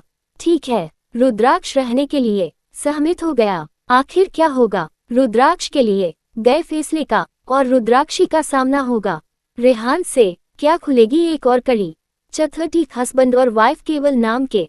रुद्राक्षी वंसल हाउस पहुंची जब तक सदमे में ही थी और रुद्राक्ष को देखती रही जब तक मिस्टर वंसल और मिसेज वंसल रुद्राक्षी वंसल हाउस पहुंचे। अंधेरा हो चुका था, जिसकी वजह से मिस्टर वंसल ने रुद्राक्ष को उनके रूम में आराम करने के लिए भेज दिया। रुद्राक्षी जैसे ही रुद्राक्ष के रूम में पहुंची, उसके दिमाग में ख्याल आने लगते हैं। रुद्राक्षी को बेचैनी महसूस करते हुए रुद्राक्षी ने खुद को ठंडा करने के लिए अपनी जैकेट की जीप को थोड़ा नीचे करते हुए आईब्रो चढ़ा ली। उस वक्त उसकी चमकती आंखों में सिवाय मायूसी के कुछ नहीं दिखा। रुद्राक्षी रुद्राक्ष के साथ एक कमरा शेयर करने के लिए तैयार नहीं थी। यहाँ दोहरा जीवन जीने के साइड इफेक्ट थे। इसने उसे बेचैन कर दिया, क्योंकि जब वह सोती थी तो उसे किसी के साथ रहने की आदत नहीं थी। रुद्राक्ष का कमरा साफ सुथरा था और उसमें हर सामान करीने से रखा हुआ था। ये बेडरूम जैसा कुछ नहीं था, बल्कि एक एक्सहिबिशन हॉल जैसा दिख रहा था। ये बहुत साफ सुथरा था और इसमें कोई भावना नहीं थी जैसे कोई वहाँ रहता हो। क्या हम आज रात वापस नहीं जा रहे? उद्धरण चिन्ह। रुद्राक्षी ने अपने भीतर की निराशा को रोकते हुए पूछा। उसकी आवाज अब पहले जैसी कोमल नहीं रही, वह थोड़ी इंडिफेक्ट और अधीर लग रही थी। रुद्राक्ष ने हैरानी से उसकी ओर देखा और पोलाइटली कहा, मैं सोफे पर सो रहा हूँ, तुम्हें चिंता करने की जरूरत नहीं है, मैं तुम्हारा कुछ नहीं करूँगा। उसका सोफा बहुत बड़ा था, ये बिल्कुल क्लियर था कि एक इंसान उस पर आराम से सो सकता था। वैसे रुद्राक्षी को तनिक भी चिंता नहीं थी कि उसके साथ कुछ कर देगा, लेकिन वह पति पत्नी है, इसलिए उसे हर बार सोचने पर मजबूर कर दिया। रुद्राक्ष ने लाइट बंद कर दी। उद्धरण चिन्ह। अंधेरे बेडरूम में दोनों की सांसें बहुत कमजोर लग रही थी। रुद्राक्षी ने अपनी चमकदार आंखों से छत की ओर देखा। वह सो नहीं सकी क्योंकि कमरे में कोई और था और उसे खतरनाक होने का एहसास दिला रहा था। अपने पिता के अलावा वह किसी पर भरोसा नहीं करती थी। भले ही वह जानती थी कि रुद्राक्ष के पास उसे चोट पहुंचाने का कोई कारण नहीं है, फिर भी वह चिंतित थी और आसानी से सो नहीं सकती थी। उसी समय उसका फोन बीप बीप हुआ। इसे साइलेंट मोड पर रखो। सोफे पर मौजूद व्यक्ति ने उसे याद दिलाया। रुद्राक्षी ने अपनी भौहें चढ़ा ली और फोन को साइलेंट मोड में कर दिया। फिर उसने मैसेज पर टैप किया। मैसेज में बिना किसी नाम के केवल नंबर की एक स्ट्रिंग दिखाई गई।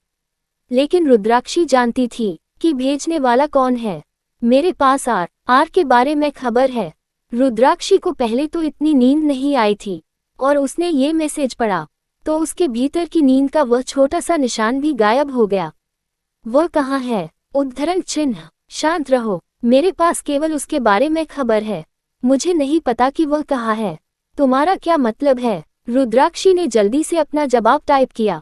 3 दिनों में अग्रवाल कॉर्पोरेशन से आर और मिस्टर अग्रवाल के बीच एक डील की जाएगी।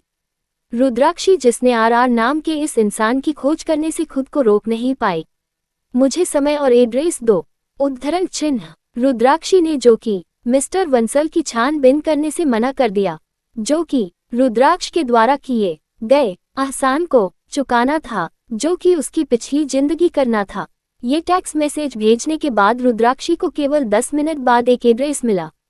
इन्फॉर्मेशन को याद करने के बाद उसने बिना किसी हिचकिचाहट के सभी मैसेज को हटा दिया। सोफे पर लेटे रुद्राक्षी की तरह ही वही काम कर रहा था। अपनी तरफ झुककर वह रजाई से ढका हुआ था और शौर्य को मैसेज भेज रहा था। शौर्य ने मैसेज भेजा, हमने सूचना जारी की, देखते हैं कि क्या ये चारा लेगी। रुद्राक्ष ने जवाब दिया, मैं वहां पसंद जाऊंगा, फिर वह चारा लेगी। उद्धरण चिन्ह। शौर्य ने कहा, क्या हम सहमत नहीं थे कि मैं तुम्हारी पहचान दिखावा करूंगा, कि तुम्हारी असली पहचान नहीं जानती। इससे कोई फर्क नहीं पड़ता कि कौन आर बनकर उसके सामने जाता है। उद्धरण। रुद्राक्ष ने जवाब दिया, चिंता मत करो, जैसा मैं कहता हूँ वैसा करो। उसी समय दरवाजे के बाहर से मिसेज वंसल की आवाज आई।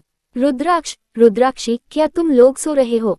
अचानक आई आवाज से हस्बैंड वाइफ चौंक गए और सहज ही अपने फोन को अपने तकिए के नीचे रख लिया। फिर उन्होंने उसी समय जवाब दिया, हाँ, हम सो चुके हैं।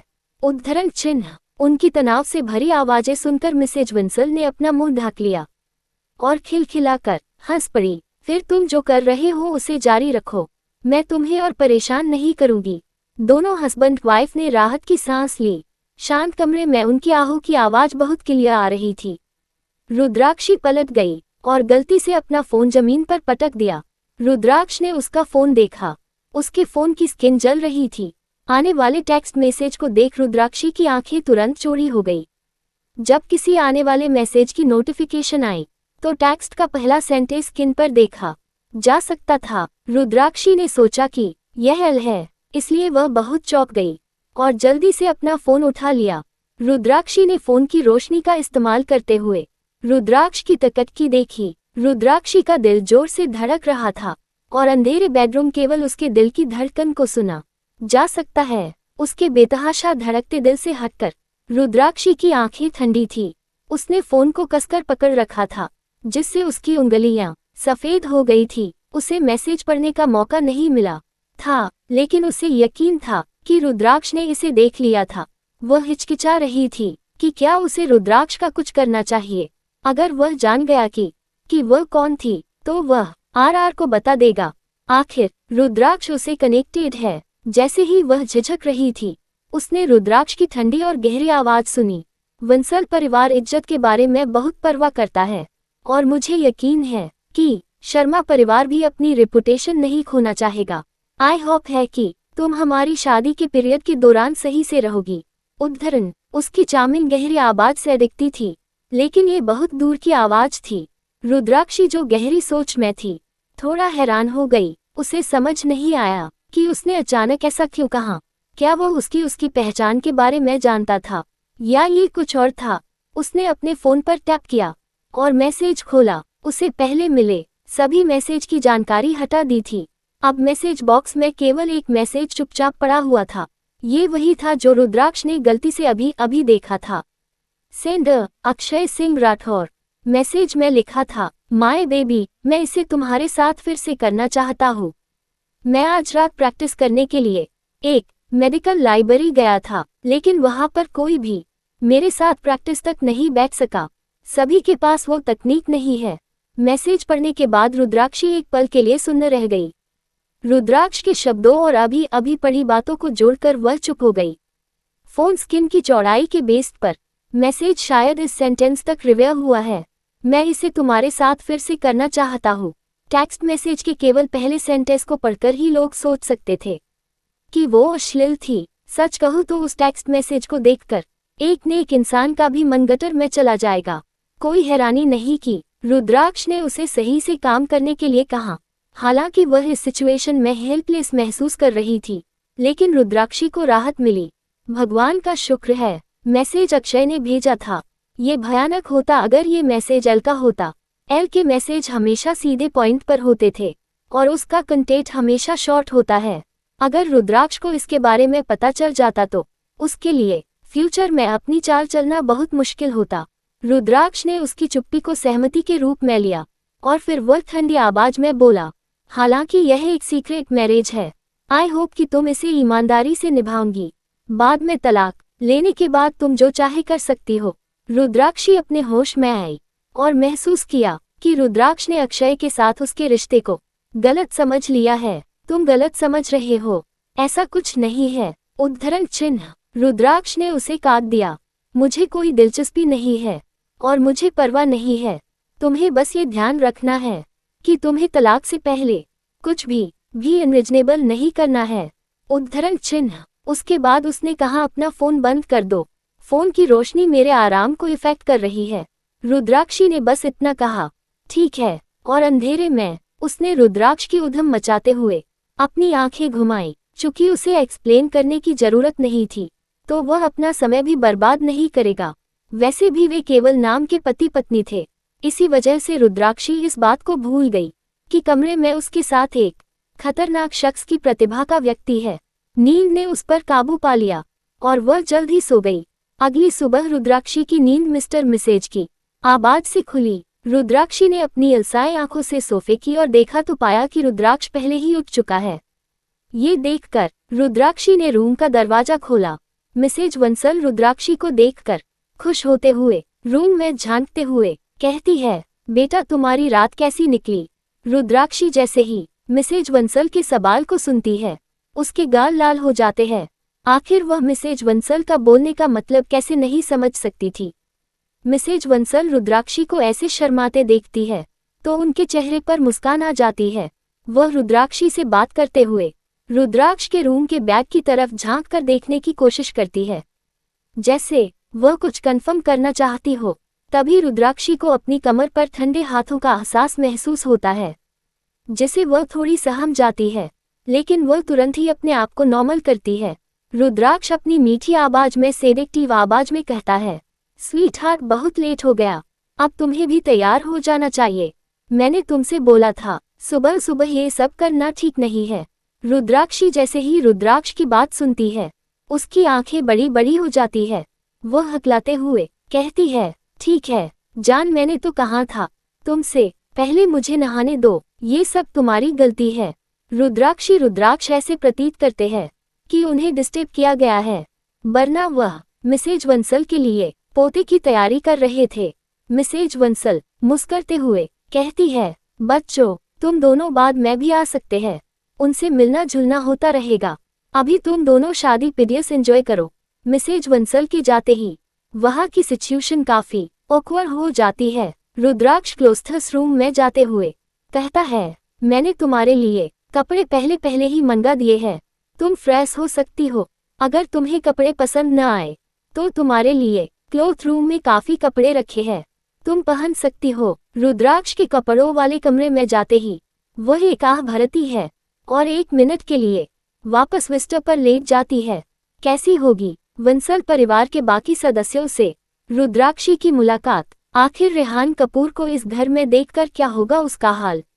Please guys, this is my new channel. Please like, share, subscribe for more such interesting video. Thanks for watching.